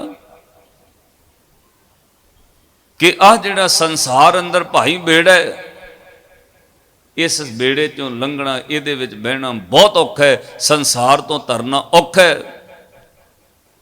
ਬੇੜਾ ਬੰਧ ਨਾ ਸਕਿਓ ਬੰਧਨ ਕੀ ਬੇਲਾ। ਆਖੋ ਸਤਨਾਮ ਸ੍ਰੀ। ਨੀਂਦ ਨਾ ਆ ਜਾਏ ਤੁਹਾਨੂੰ, ਥੱਕ ਨਾ ਜਾਇਓ, ਫਿਰ ਆਖੋ ਸਤਨਾਮ ਸ੍ਰੀ। ਬਾਬੇ ਫਰੀਦ ਨੇ ਕਿਹਾ ਬੇੜਾ ਬੰਧ ਨਾ ਸਕਿਓ ਬੰਧਨ ਕੀ ਬੇਲਾ। ਗੁਰੂ ਨਾਨਕ ਸਾਹਿਬ ਮਹਾਰਾਜ ਨੇ ਕਿਹਾ ਨਹੀਂ ਹੋ ਸਕਦਾ ਭਾਈ, ਜਪ ਤਪ ਕਾ ਬੰਦ ਬੇਲੜਾ ਜਿਤ ਲੰਘੈ ਵਾਹਿਲਾ। ਐਦਾਂ ਬੇੜਾ ਬੰਨਿਆ ਜਾ ਸਕਦਾ ਹੈ। ਬਾਬੇ ਫਰੀਦ ਨੇ ਸ਼ਲੋਕ ਕਿਹਾ ਕਿ ਫਰੀਦਾ ਪਾੜ ਪਟੋਲਾ ਧਜ ਕਰੀ, ਕਮਲੜੀ ਪਹਿਰਿਓ, ਜਿਨੀ ਵੇਸੀ 100 ਮਿਲੈ ਸਈ ਵੇਸ ਕਰਿਓ। ਕਿਤੇ ਕੋਈ ਸੰਪਰਤਾ ਨਾ ਚੱਲ ਜਵੇ ਇਸ ਗੱਲ ਉੱਤੇ। ਸਤਿਗੁਰੂ ਸੁਚੇਤ ਰਹੇ। ਭਾਈ ਕੋਈ ਕੱਪੜੇ ਪਾੜ ਕੇ ਨਾ ਸੰਪਰਦਾ ਆਪਣੀ ਬਣਾ ਲਵੇ। ਪਾੜਿਓ ਕੱਪੜੇ ਪੁਰਾਣੇ ਪਹਿਨੋ, ਪੁਰਾਣਾ ਜਿਹਾ ਕੰਬਲ ਪਾ ਕੇ ਰੱਖੋ, ਰੱਬ ਮਿਲਦਾ। ਸੰਪਰਦਾ ਨਾ ਚੱਲ ਜਾਏ। ਸਾਹਿਬ ਨੇ ਕਿਹਾ ਕੱਪੜੇ ਪਹਿਰਾਵੇ ਨਾਲ ਪਰਮਾਤਮਾ ਨਹੀਂ ਮਿਲਦਾ। ਨਾਲ ਹੀ ਸ਼ਲੋਕ ਲਿਖ ਦਿੱਤਾ, ਫਰੀਦਾ ਕਾਇ ਪਟੋਲਾ ਪਾੜਤੀ। ਪੜੋ ਜਿਨ੍ਹਾਂ ਨੂੰ ਬਾਣੀ ਯਾਦ ਹੈ। ਕਾਇ ਪਟੋਲਾ ਪਾੜਤੀ, ਕੰਬਲਣੀ ਪਹਿਰੇ, ਨਾਨਕ ਘਰ ਹੀ ਬੈਠਿਆ ਸ਼ੌ ਮਿਲੈ, ਜੇ ਨੀਅਤ ਰਾਸ ਕਰੇ। ਤੈਨੂੰ ਕੱਪੜਿਆਂ ਦਾ ਕੋਈ ਇਹਦੇ ਨਾਲ ਮਤਲਬ ਨਹੀਂ। ਜਿੱਦਾਂ ਦੇ ਮਰਜ਼ੀ ਪੈਂਟ ਕਮੀਜ਼ ਪਾ ਕੇ ਵੀ ਕੋਈ ਸੰਤ ਹੋ ਸਕਦਾ ਹੈ, ਗ੍ਰਸਤੀ ਵੀ ਸੰਤ ਹੋ ਸਕਦਾ। ਪਹਿਰਾਵੇ ਨਾਲ ਕੋਈ ਸੰਬੰਧ ਨਹੀਂ ਹੈ ਕਿ ਫਲਾਨਾ ਪਹਿਰਾਵਾ ਹੀ ਸੰਤ ਦਾ। ਹਾਂ ਠੀਕ ਹੈ, ਉਹ ਸਾਧੂ ਗੇਰੂ ਰੰਗੇ ਵਸਤਰ ਪਹਿਨਦੇ ਸਨ, ਉਹਦਾ ਕੋਈ ਰੀਜ਼ਨ ਹੈ ਕਿ ਉਹ ਲੰਬਾ ਸਮਾਂ ਧੋਣਾ ਨਹੀਂ ਪੈਂਦਾ, ਮੈਲ ਖੋਰਾ ਰਹਿੰਦਾ। ਉਂਝ ਸਾਧ ਸੰਗਤ ਪਹਿਰਾਵੇ ਨਾਲ ਪਰਮਾਤਮਾ ਦਾ ਕੋਈ ਸੰਬੰਧ ਨਹੀਂ। ਇੱਕ ਬਾਬਾ ਫਰੀਦ ਸਾਹਿਬ ਦਾ ਸ਼ਲੋਕ ਆਇਆ ਫਰੀਦਾ ਇਹ ਤਨ ਸਭੋ ਰਤ ਹੈ, ਰਤ ਬਿਨ ਤਨ ਨਾ ਕੋਈ, ਜੋ ਸ਼ੈ ਰਤੇ ਆਪਣੇ ਤਿਨ ਤਨ ਰਤ ਨਾ ਹੋਏ। ਇੱਥੇ ਕੰਟਰੋਵਰਸੀ ਹੋ ਸਕਦੀ ਸੀ ਕਿ ਸਰੀਰ ਲਹੂ ਤੋਂ ਬਗੈਰ ਤਾਂ ਹੋ ਹੀ ਨਹੀਂ ਸਕਦਾ। ਬਾਬਾ ਫਰੀਦ ਕਹਿੰਦਾ ਜਿਹੜਾ ਰੱਬ ਨਾਲ ਮਿਲ ਜਾਂਦਾ ਉਹਦੇ ਸਰੀਰ 'ਚ ਖੂਨ ਹੀ ਨਹੀਂ ਹੁੰਦਾ, ਖੂਨ ਤੋਂ ਬਗੈਰ ਤਾਂ ਸਰੀਰ ਹੀ ਨਹੀਂ ਹੋ ਸਕਦਾ, ਚੱਲ ਹੀ ਨਹੀਂ ਸਕੇਗਾ।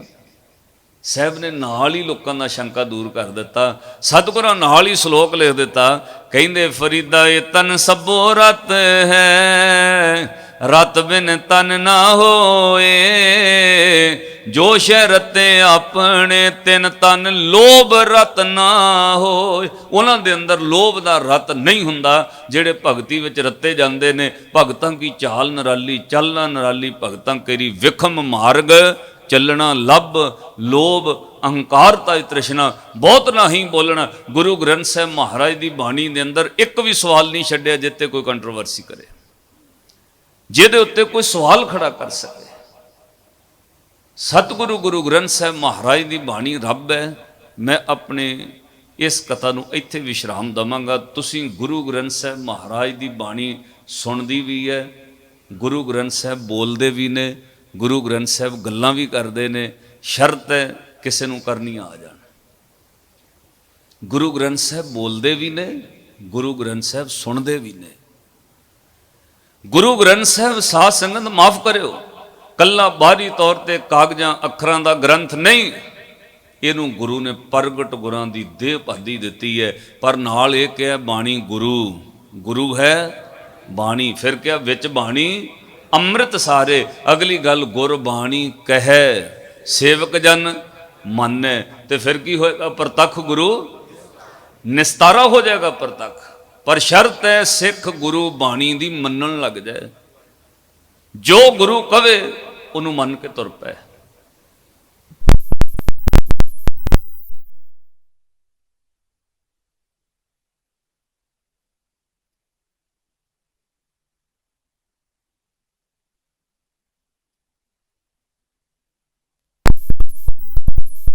ਗੁਰੂ ਗ੍ਰੰਥ ਸਾਹਿਬ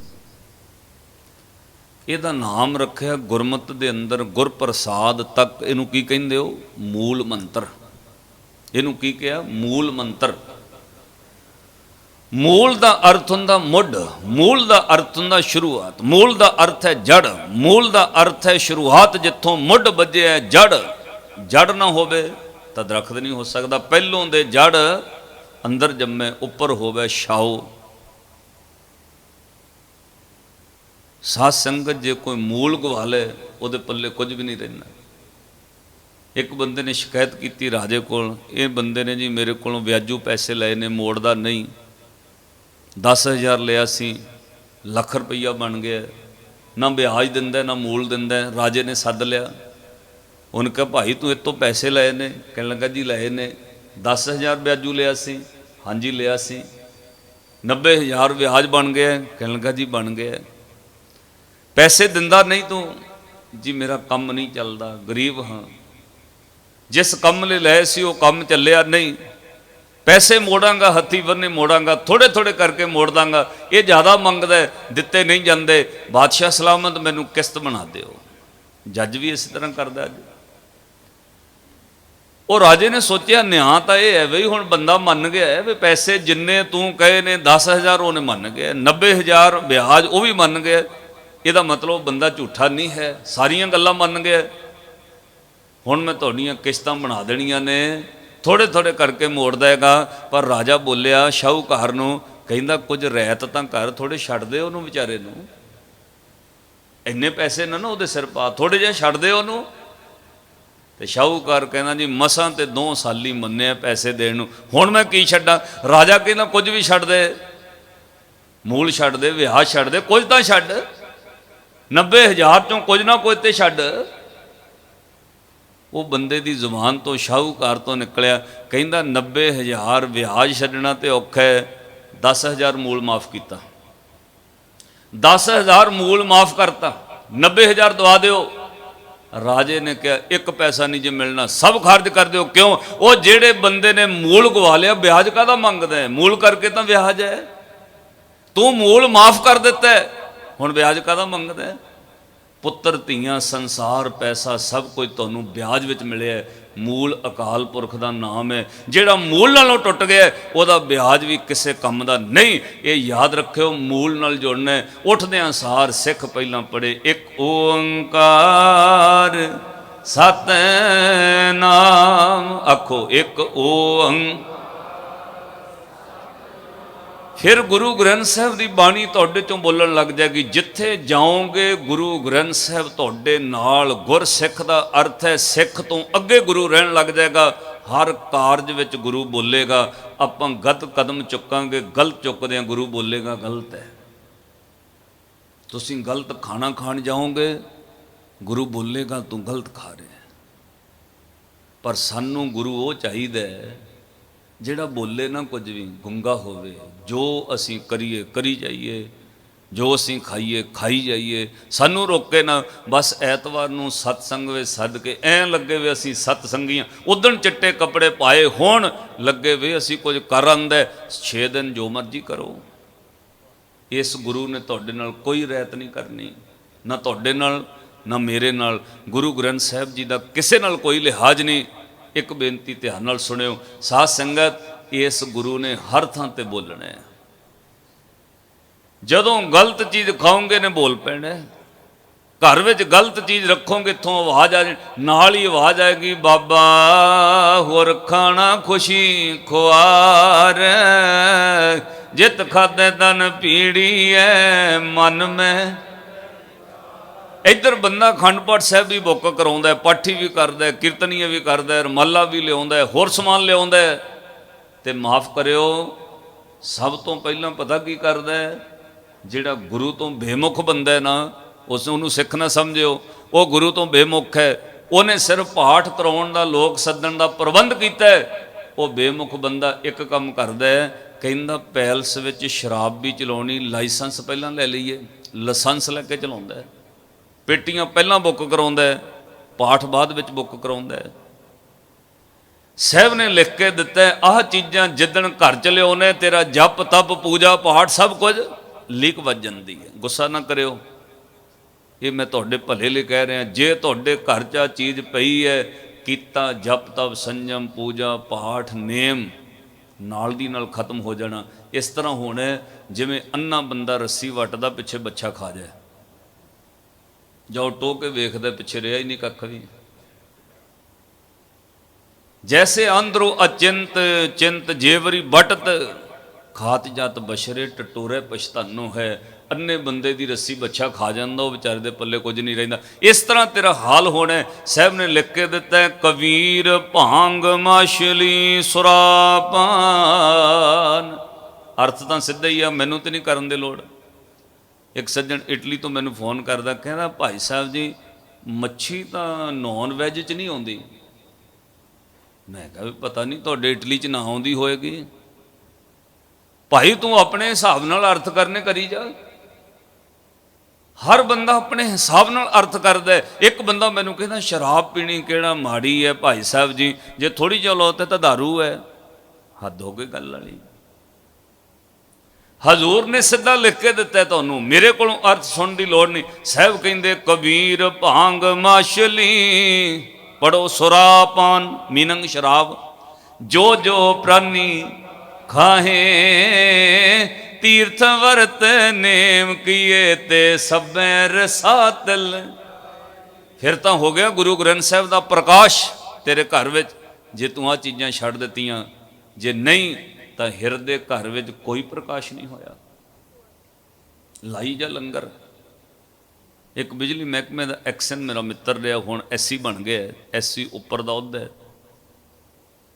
ਉਹ ਕਹਿੰਦਾ ਭਾਈ ਸਾਹਿਬ ਜੀ ਅਸੀਂ 3-4 ਐਕਸ਼ਨ ਅਫਸਰ ਇਕੱਠੇ ਬਹਿੰਦੇ ਖਾਂਦੇ ਪੀਂਦੇ, ਸਾਡੇ ਵਿੱਚੋਂ ਇੱਕ ਬੰਦਾ ਧਾਰਮਿਕ, ਉਹ ਕਹਿੰਦਾ ਜੀ ਮੈਂ ਫਲਾਨੇ ਡੇਰੇ ਜਾਣਾ। ਵਾਹ ਜੀ ਵਾਹ, ਉੱਥੇ ਤੇ ਰੱਬ ਹੀ ਹੈ, ਜਾਣਾ ਚਾਹੀਦਾ। ਕਹਿੰਦਾ ਚਲੋ ਕਈ ਵਾਰ ਖਾਣ ਪੀਣ ਵਾਲੇ ਵੀ ਪ੍ਰੋਗਰਾਮ ਬਣਾ ਲੈਂਦੇ ਨਾ, ਨਾਲੇ ਪਿਕਨਿਕ ਹੋ ਜਾਏਗੀ, ਨਾਲੇ ਵੇਖ ਆਵਾਂਗੇ ਕੀ ਹੈ। ਉਹ ਚਲੇ ਗਏ। ਜਦੋਂ ਉਸ ਡੇਰੇ ਵਿੱਚ ਗਏ, ਉਹ ਕਹਿੰਦਾ ਸਾਨੂੰ ਨਾਲ ਦੇ ਐਕਸ਼ਨ ਨੇ ਨਾ ਗ੍ਰੀਨ ਕਲਰ ਦੇ ਟੋਕਨ ਲੈ ਕੇ ਦਿੱਤੇ। ਬੜਾ ਖੁਸ਼ ਹੋਏ। ਇਹ ਟੋਕਨ ਕਾਹਦੇ ਵਾਸਤੇ? ਉਹ ਕਹਿੰਦਾ ਸਰ ਆਪਾਂ ਵੱਖਰੇ ਦਰਵਾਜ਼ੇ ਤੋਂ ਜਾਣਾ, ਜਿੱਧਰੋਂ ਸੰਗਤ ਜਾਂਦੀ ਉੱਧਰੋਂ ਨਹੀਂ, ਇਹ ਅਫਸਰਾਂ ਵਾਸਤੇ ਹੈ। ਵੱਖਰੇ ਟੋਕਨ ਜਿਨੀ 10-10 20-20 ਰੁਪਏ ਚੜਾਉਣੇ ਨੇ ਉਹ ਆਮ ਰਸਤੇ, ਜਿਹੜੇ ਆਫੀਸਰ ਬੰਦੇ ਨੇ ਉਹਨਾਂ ਦਾ ਖਾਸ ਰਸਤਾ। ਤੁਸੀਂ ਗੁਰੂ ਗ੍ਰੰਥ ਸਾਹਿਬ ਨੂੰ ਮੱਥਾ ਟੇਕਣ ਆਏ ਹੋ, ਇੱਥੇ ਕਿਸੇ ਅਫਸਰ ਛੋਟੇ ਵੱਡੇ ਦਾ ਕੋਈ ਫਰਕ ਨਹੀਂ। ਜਿਹਨੇ 1 ਪੈਸਾ ਵੀ ਚੜਾਇਆ ਉਹ ਵੀ ਮੋਹਰੇ ਬਹਿ ਸਕਦਾ, ਜਿਹਨੇ ਖਾਲੀ ਹੱਥ ਮੱਥਾ ਟੇਕਿਆ ਉਹ ਵੀ ਗੁਰੂ ਗ੍ਰੰਥ ਸਾਹਿਬ ਦੀ ਤਾਬੇ ਬਹਿ ਸਕਦਾ। ਇੱਥੇ ਕੋਈ VIP ਨਹੀਂ। ਜਦੋਂ ਉਹ ਕਹਿੰਦਾ ਅਸੀਂ ਚਲੇ ਗਏ, ਗ੍ਰੀਨ ਕਲਰ ਦੇ ਟੋਕਨ ਮੋਹਰੇ ਹਰੇ ਰੰਗ ਦੇ ਸੋਫੇ ਲੱਗੇ, ਉਹ ਸਾਨੂੰ ਬਿਠਾਇਆ ਵੀ ਮੋਹਰੇ, ਬਾਕੀ ਵਿਚਾਰੇ ਪਿੱਛੇ ਤੱਪੜਾਂ ਤੇ ਛੋਟੀਆਂ ਕੁਰਸੀਆਂ ਤੇ।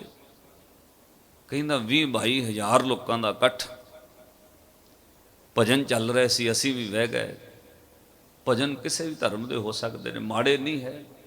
ਵੇਦ ਕਤੇਬ ਕਹੋ ਮਤ ਝੂਠੇ, ਝੂਠਾ ਜੋ ਨਾ ਵਿਚਾਰੇ। ਕਹਿੰਦਾ ਭਜਨ ਚੱਲ ਰਿਹਾ, ਉਸ ਤੋਂ ਬਾਅਦ ਉਹ ਭਜਨ ਖਤਮ ਹੋ ਗਏ। ਬੰਦਾ ਹਿੰਦੀ ਵਿੱਚ ਬੋਲਿਆ माइक लेके, अरे बाबा जी पधार रहे हैं, गुरु पिताजी आ रहे हैं, सब खड़े हो जाएं। कहना सब खड़े हो गए सी।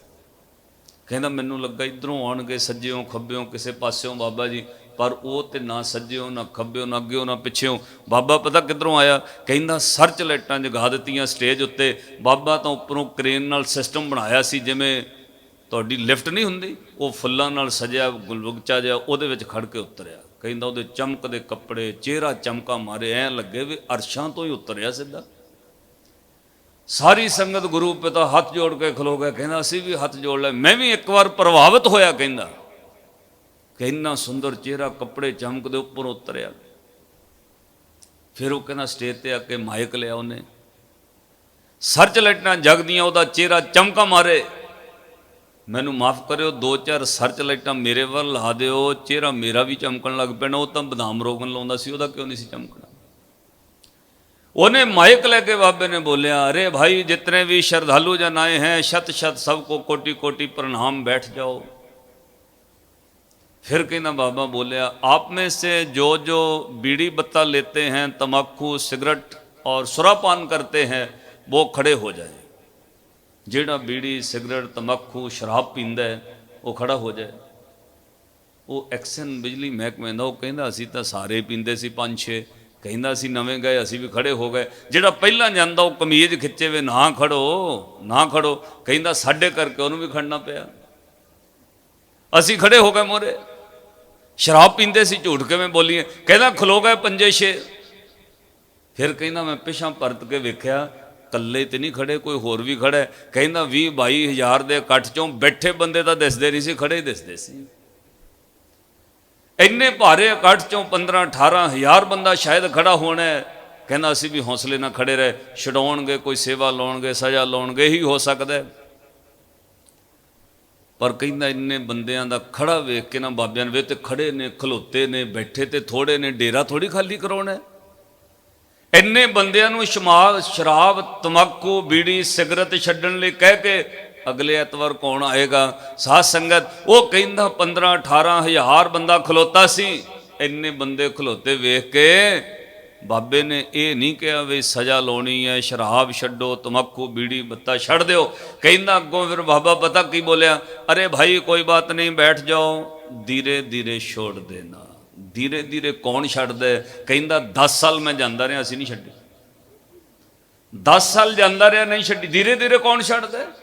ਜਿਸ ਗੁਰੂ ਗ੍ਰੰਥ ਸਾਹਿਬ ਕੋਲ ਤੁਸੀਂ ਬੈਠੇ ਹੋ, ਇੱਥੇ ਬਿਲਕੁਲ ਨਹੀਂ ਕਿਹਾ ਜਾਣਾ ਕਿ ਧੀਰੇ ਧੀਰੇ ਛੋੜ ਦਿਓ। ਇੱਥੇ ਯਕਲਕ ਟੁਕ ਦਮ ਕਰਾਰੀ ਜੋ ਕਰੇ, ਹਾਜ਼ਰ ਹਜ਼ੂਰ ਖੁਦਾਏ। ਇੱਥੇ ਅੱਜ ਹੀ ਫੈਸਲਾ ਲੈਣਾ ਪੈਣਾ, ਇਹ ਕੱਲ ਤੇ ਨਹੀਂ। ਜੇ ਕੱਲ ਤੇ ਛੱਡੋਗੇ, ਕਬੀਰ ਕਾਲ ਕਰੰਤਾ अब हैं कर, अब करता सोए ताल, पाछे कशु न होएगो, सर पर आवे काल। जे धीरे धीरे कहोगे नहीं छड़ होएगी। सो गुरु ग्रंथ साहब गुरु बोलदा, गुरु ग्रंथ साहब जी सुनते ने, सानू बुलाना आना चाहिए। एक बच्ची BCom MCom उन्हें की हुई सी, B.Ed की हुई सी, बड़ी पढ़ी लिखी। उन्हें 5 दिन के दीवान सुन लेना, ਉਹਦਾ मन बन गया अमृत छकण ਦਾ। ਤੁਸੀਂ थक तो नहीं गए? वैसे कल भी कथा होनी। साध संगत ਉਹਦਾ मन बन गया अमृत छकण ਦਾ। ਉਹਨੇ 5 दिन के दीवान सुन के अपनी माँ ਨੂੰ घर जाके कहा मैं भी अमृत छकना है। ਉਹਦੀ माँ ने कहा बह जा आराम नाल, तू नहीं अमृत छकना, इन्नी पढ़ी लिखी है, अमृत छक लिया, तेरे लिए वर कित्थों लभांगे? नहीं छकना। ਉਹਨੇ कहा माँ तुसीं भी छकिया? ਉਹ ਕਹਿੰਦੀ साडी गल होर, अपने घर विआह तो बाद छक लई। ਬੱਚੀ ਦਾ मन बनया सी, ਉਹਨੇ ਅਗਲੇ ਦਿਨ ਕਿਸੀ ਇਸ਼ਨਾਨ ਕੀਤਾ, ਕਕਾਰ ਲਏ, ਗੁਰੂ ਘਰ ਵਿੱਚ ਅੰਮ੍ਰਿਤ ਸੰਚਾਰ ਸੀ, ਜਿੱਥੇ ਦੀਵਾਨ ਸੀ ਉਹਨੇ ਛਕ ਲਿਆ ਅੰਮ੍ਰਿਤ, ਛਕ ਕੇ ਘਰ ਚਲੀ ਗਈ। ਸ਼ਾਮਾਂ ਨੂੰ 4 ਵਜੇ ਘਰ ਪਹੁੰਚ ਕੇ ਉੱਪਰ 'ਚ ਕਿਰਪਾਨ ਸ੍ਰੀ ਸਾਹਿਬ ਪਾਈ ਤੇ ਜਾ ਕੇ ਘਰ ਵਾਲਿਆਂ ਨੂੰ, ਮਾਂ ਨੂੰ, ਭਰਾ ਭਰਜਾਈ, ਪਿਓ ਨੂੰ ਗੱਜ ਕੇ ਫਤਿਹ ਬੁਲਾ ਕੇ ਕਹਿੰਦੀ, ਵਾਹਿਗੁਰੂ ਜੀ ਕਾ ਖਾਲਸਾ ਵਾਹਿਗੁਰੂ ਜੀ ਕੀ ਫਤਿਹ। ਉਹਦੀ ਮਾਂ ਬੜੀ ਗੁੱਸੇ ਹੋਈ, ਤੈਨੂੰ ਕਿਹਨੇ ਕਿਹਾ ਸੀ ਅੰਮ੍ਰਿਤ ਛਕਣ ਨੂੰ, ਬੜੀ ਜਿੱਦੀ ਹੈ, ਤੂੰ ਕਿਉਂ ਛਕ ਕੇ ਆ ਗਈ? ਉਹਨੇ ਕਿਹਾ, ਮਾਂ ਤੇਰੇ ਸਵਾਲਾਂ ਦਾ ਜਵਾਬ ਅੱਜ ਅੰਮ੍ਰਿਤ ਛਕਣ ਵੇਲੇ ਮਿਲ ਗਿਆ। ਤੂੰ ਕਹਿੰਦੀ ਸੈ ਨਾ ਤੇਰੇ ਵਾਸਤੇ ਘਰ-ਬਾਰ ਕਿੱਥੋਂ ਲੱਭਾਂਗੇ, ਜੇ ਤੂੰ ਅੰਮ੍ਰਿਤ ਛਕ ਲਿਆ ਤੇਰੇ ਲਈ ਵਰ ਕਿੱਥੋਂ ਅੰਮ੍ਰਿਤਧਾਰੀ ਲੱਭਾਂਗੇ, ਘਰ ਕਿੱਥੋਂ ਲੱਭਾਂਗੇ? ਮਾਂ ਜਦੋਂ ਅੱਜ ਅੰਮ੍ਰਿਤ ਪਾਨ ਕਰਾਇਆ, 5 ਪਿਆਰਿਆਂ ਨੇ ਅੰਮ੍ਰਿਤ ਛਕਾ ਕੇ ਕਿਹਾ, ਅੱਜ ਤੋਂ ਬਾਅਦ ਤੁਹਾਡੀ ਜਾਤ ਕੁੱਲ ਗੋਤ ਵਰਨ ਸਭ ਖਤਮ, ਤੁਸੀਂ ਖਾਲਸੇ ਹੋਏ। ਅੱਜ ਤੋਂ ਬਾਅਦ ਤੁਹਾਡੀ ਜਨਮ ਭੂਮੀ ਸ਼੍ਰੀ ਅਨੰਦਪੁਰ ਸਾਹਿਬ, ਅੱਜ ਤੋਂ ਬਾਅਦ ਤੁਹਾਡੀ ਮਾਤਾ ਸਾਹਿਬ ਕੌਰ ਜੀ, ਅੱਜ ਤੋਂ ਬਾਅਦ ਤੁਹਾਡਾ ਪਿਤਾ ਗੁਰੂ ਗੋਬਿੰਦ ਸਿੰਘ ਮਹਾਰਾਜ। ਤੇ ਉਹ ਬੱਚੀ ਬੋਲੀ, ਮਾਂ ਅੱਜ ਤੋਂ ਬਾਅਦ ਮੇਰਾ ਪਿਤਾ ਗੁਰੂ ਗੋਬਿੰਦ ਸਿੰਘ ਹੋ ਗਿਆ ਤੇ ਤੁਹਾਨੂੰ ਮੇਰਾ ਵਰ ਘਰ ਲੱਭਣ ਦੀ ਚਿੰਤਾ ਕਰਨ ਦੀ ਲੋੜ ਨਹੀਂ, ਮੇਰਾ ਪਿਤਾ ਗੁਰੂ ਗੋਬਿੰਦ ਸਿੰਘ ਆਪੇ ਲੱਭ ਲਏਗਾ। ਇੰਨਾ ਵਿਸ਼ਵਾਸ ਹੋਣਾ ਚਾਹੀਦਾ। ਖੈਰ ਮਹਾਰਾਜ ਦੀ ਨਜ਼ਰ ਹੋਈ ਜੀ, ਉਹ ਬੱਚੀ ਨੂੰ ਸਰਕਾਰੀ ਜੌਬ ਮਿਲੀ ਟੀਚਰ ਦੀ।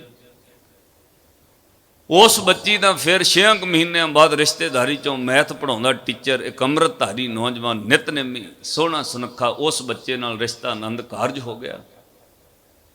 ਗੁਰੂ ਨੇ ਸਭ ਕੁਝ ਦੇ ਦਿੱਤਾ, 2 ਪੁੱਤਰ ਵੀ ਬਖਸ਼ ਦਿੱਤੇ। ਹੁਣ ਕਿਸੇ ਚੀਜ਼ ਦੀ ਕਮੀ ਨਾ ਰਹੀ। 7 ਸਾਲ ਪੜਾਉਂਦਿਆਂ ਹੋ ਗਿਆ, ਸਹੁਰੇ ਘਰ ਵਸਦਿਆਂ ਹੋ ਗਿਆ। ਅੰਮ੍ਰਿਤਧਾਰੀ ਰੋਜ਼ ਉੱਠ ਕੇ ਨਿਤਨੇਮ ਕਰਨਾ, ਗੁਰਦੁਆਰੇ ਜਾਣ, ਜੀਵਨ ਬੜਾ ਨਿਤਨੇਮੀ। ਗੁਰੂ ਨੇ ਸਭ ਬਖਸ਼ਿਸ਼ਾਂ ਕੀਤੀਆਂ। 7 ਸਾਲਾਂ ਬਾਅਦ ਇੱਕ ਦਿਨ ਗੁਰੂ ਨੇ ਪਰਖਿਆ, ਕਿਤੇ ਖੜੇ ਵੀ ਨੇ ਕਿ ਐਵੇਂ ਹੀ ਖਾਲਸੇ ਨੇ। ਕਦੇ ਕਦੇ ਗੁਰੂ ਪਰਖਦਾ ਭਾਈ, ਗੁਰੂ ਦਾ ਆਸਰਾ ਲੈ ਕੇ ਚੱਲਿਓ। ਉਹਦੇ ਘਰ ਵਾਲੇ ਨੂੰ ਬਿਮਾਰੀ ਲੱਗ ਗਈ, ਖੰਘ ਰੇਸ਼ਾ ਵੱਧਦਿਆਂ ਫੇਫੜੇ ਜਾਮ ਹੋ ਗਏ, ਉਹਨੂੰ ਦਮੇ ਦੀ ਸ਼ਿਕਾਇਤ ਹੋ ਗਈ, ਟੀਵੀ ਦਾ ਰੋਗ ਲੱਗ ਗਿਆ। ਇਲਾਜ ਕਰਾਉਂਦੇ ਰਹੇ, ਦਮਾ ਵੱਧਦਾ ਗਿਆ। ਜਿੱਥੋਂ ਦਵਾਈ ਲਈ 2-4 ਦਿਨ ਕੰਮ ਕਰਨੀ, ਫਿਰ ਉਹ ਦਵਾਈ ਨੇ ਕੰਮ ਨਾ ਕਰਨਾ, ਪਰੇਸ਼ਾਨ ਰਹਿਣ ਲੱਗ ਪਏ। ਜਿਹੜਾ ਰਿਸ਼ਤੇਦਾਰ ਆਇਆ ਉਹਨੇ ਇੱਕੋ ਗੱਲ ਕਹੀ, ਕਿਸੇ ਨੂੰ ਪੁੱਛ ਦੱਸ ਲਓ, ਕਿਸੇ ਬਾਬੇ ਕੋਲੋਂ ਪੁੱਛ ਲਓ, ਕਿਸੇ ਨੇ ਕੁਝ ਖਿਲਾਤਾ ਹੋਣਾ, ਕਿਸੇ ਨੇ ਕੁਝ ਕਰਤਾ ਹੋਣਾ, ਆਹ ਤੁਹਾਨੂੰ ਲੋਕ ਕਹਿਣਗੇ, ਪਰ ਤੁਰਿਓ ਨਾ, ਇਹ ਵੀ ਇੱਕ ਮਾਇਆ ਹੈ। ਉਹਨਾਂ ਕਿਸੇ ਦੀ ਨਾ ਮੰਨੀ।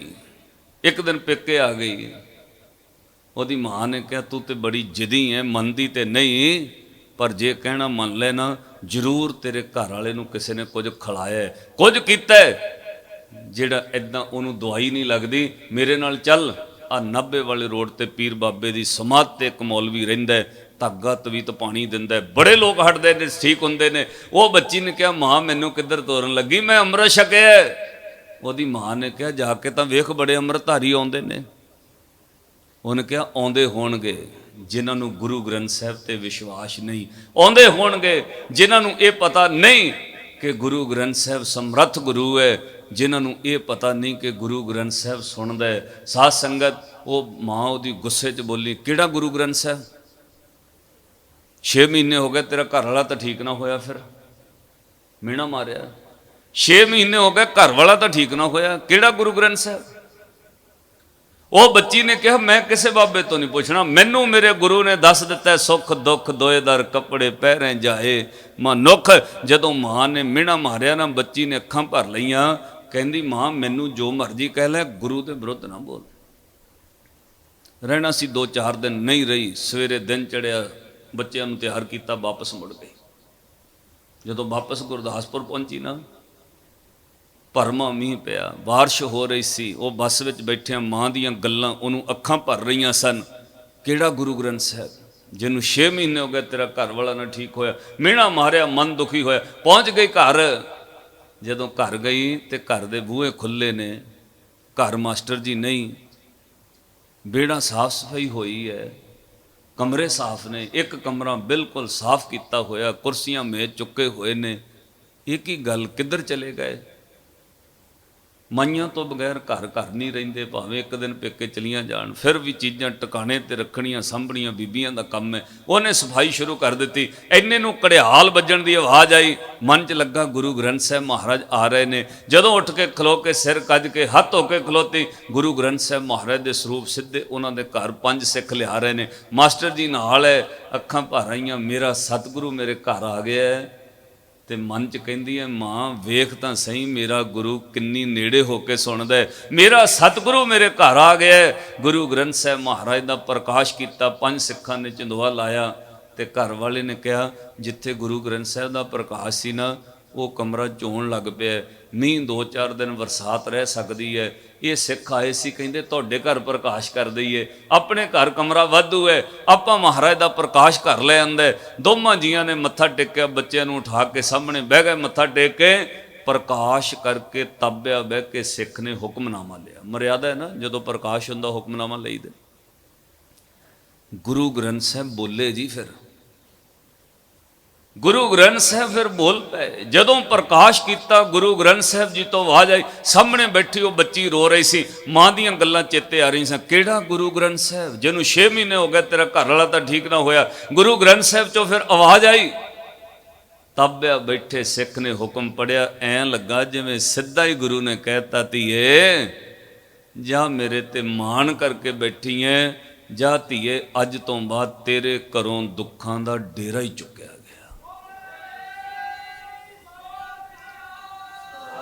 ਸਿੱਧਾ ਗੁਰੂ ਗ੍ਰੰਥ ਸਾਹਿਬ ਜੀ ਨੇ ਬੋਲ ਕੇ ਕਿਹਾ, ਸੋਰਠ ਮਹੱਲਾ 5ਵਾਂ, ਪਰਮੇਸ਼ਰ ਦਿੱਤਾ ਬੰਨਾ, ਦੁੱਖ ਰੋਗ ਕਾ ਡੇਰਾ ਪੰਨਾ, ਆਨੰਦ ਕਰੇ ਨਰ ਨਾਰੀ, ਹਰ ਹਰ ਪ੍ਰਭ ਕਿਰਪਾ ਧਾਰੀ। ਉਹ ਦਿਨ ਹੱਦ ਪਰਤ ਕੇ ਇੱਕ ਟੈਬਲੇਟ ਗੋਲੀ ਵੀ ਕਿਤੇ ਲੈਣੀ ਨਹੀਂ ਪਈ। ਪਤਾ ਨਹੀਂ ਦਮਾ ਕਿੱਧਰ ਚਲਾ ਗਿਆ, ਟੀਵੀ ਕਿੱਧਰ ਚਲੀ ਗਈ, ਫੇਫੜੇ ਕਿਵੇਂ ਸਾਫ਼ ਹੋ ਗਏ, ਬਿਲਕੁਲ ਤੰਦਰੁਸਤ ਨਮਾਨਰੋ। ਸਾਧ ਸੰਗਤ ਗੁਰੂ ਸੁਣਦਾ, ਗੁਰੂ ਬੋਲਦਾ, ਬਸ ਭਾਵਨਾ ਦੀ ਲੋੜ ਹੈ। ਭੈ ਔਰ ਭਾਵਨਾ ਅੰਦਰ ਪੈਦਾ ਹੋ ਜਾਏ, ਫਿਰ ਗੁਰੂ ਗ੍ਰੰਥ ਸਾਹਿਬ ਮਹਾਰਾਜ ਸਦਾ ਹੀ ਨਾਲ ਰਹਿੰਦੇ ਨੇ। ਆਓ ਅਰਦਾਸ ਕਰੀਏ, ਮਹਾਰਾਜ ਸਾਡੇ ਅੰਦਰ ਭੈ ਔਰ ਭਾਵਨਾ ਪੈਦਾ ਕਰਿਓ। ਜੋ ਕੰਮ ਭਾਵੇ ਸੋਈ ਕਰਾਇਓ ਸਾਡੇ ਕੋਲੋਂ, ਐਸਾ ਕੰਮ ਨਾ ਕਰਾਇਓ ਜਿਹਦੇ ਕਰਕੇ ਗੁਰੂ ਤੋਂ ਦੂਰ ਹੋ ਜਾਈਏ। ਇੱਕ ਵਾਰ ਗੁਰੂ ਦੀ ਸ਼ਾਨ ਵਿੱਚ ਗੱਜ ਕੇ ਪੜ੍ਹ ਦਿਓ, ਜਿਨ੍ਹਾਂ ਨੂੰ ਪਿਆਰ ਹੈ ਸਾਰੇ ਮਿਲ ਕੇ ਕਹੋ, ਐਸੇ ਗੁਰ ਕੋ ਵਲ ਬਲ ਜਾਈਏ, ਆਪ ਮੁਕਤ ਮੋਹਿ ਤਾਰੇ। ऐसे गुर को वल बल जाइए, आप मुकत मोह तारे। ऐसे गुर को वल बल आप मुकत मोह तारे। ऐसे गुर को वल बल आप मुकत, ऐसे गुर को वल बल जाइए, ऐसे गुर को वल बल जाइए, ऐसे गुर को।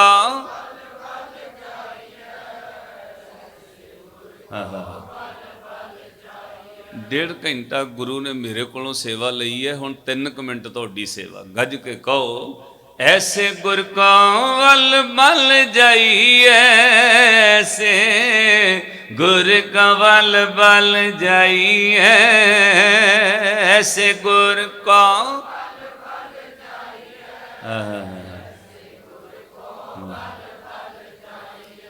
धन श्री गुरु ग्रंथ साहिब जी, धन श्री गुरु ग्रंथ साहिब जी, धन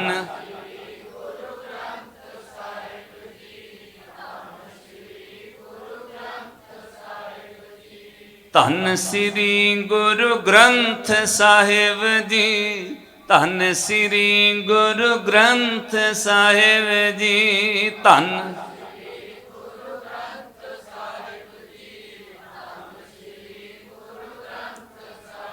ऐसे गुर को वल बल जाइए, ऐसे गुर गुर कंवल बल जाइए, ऐसे गुर को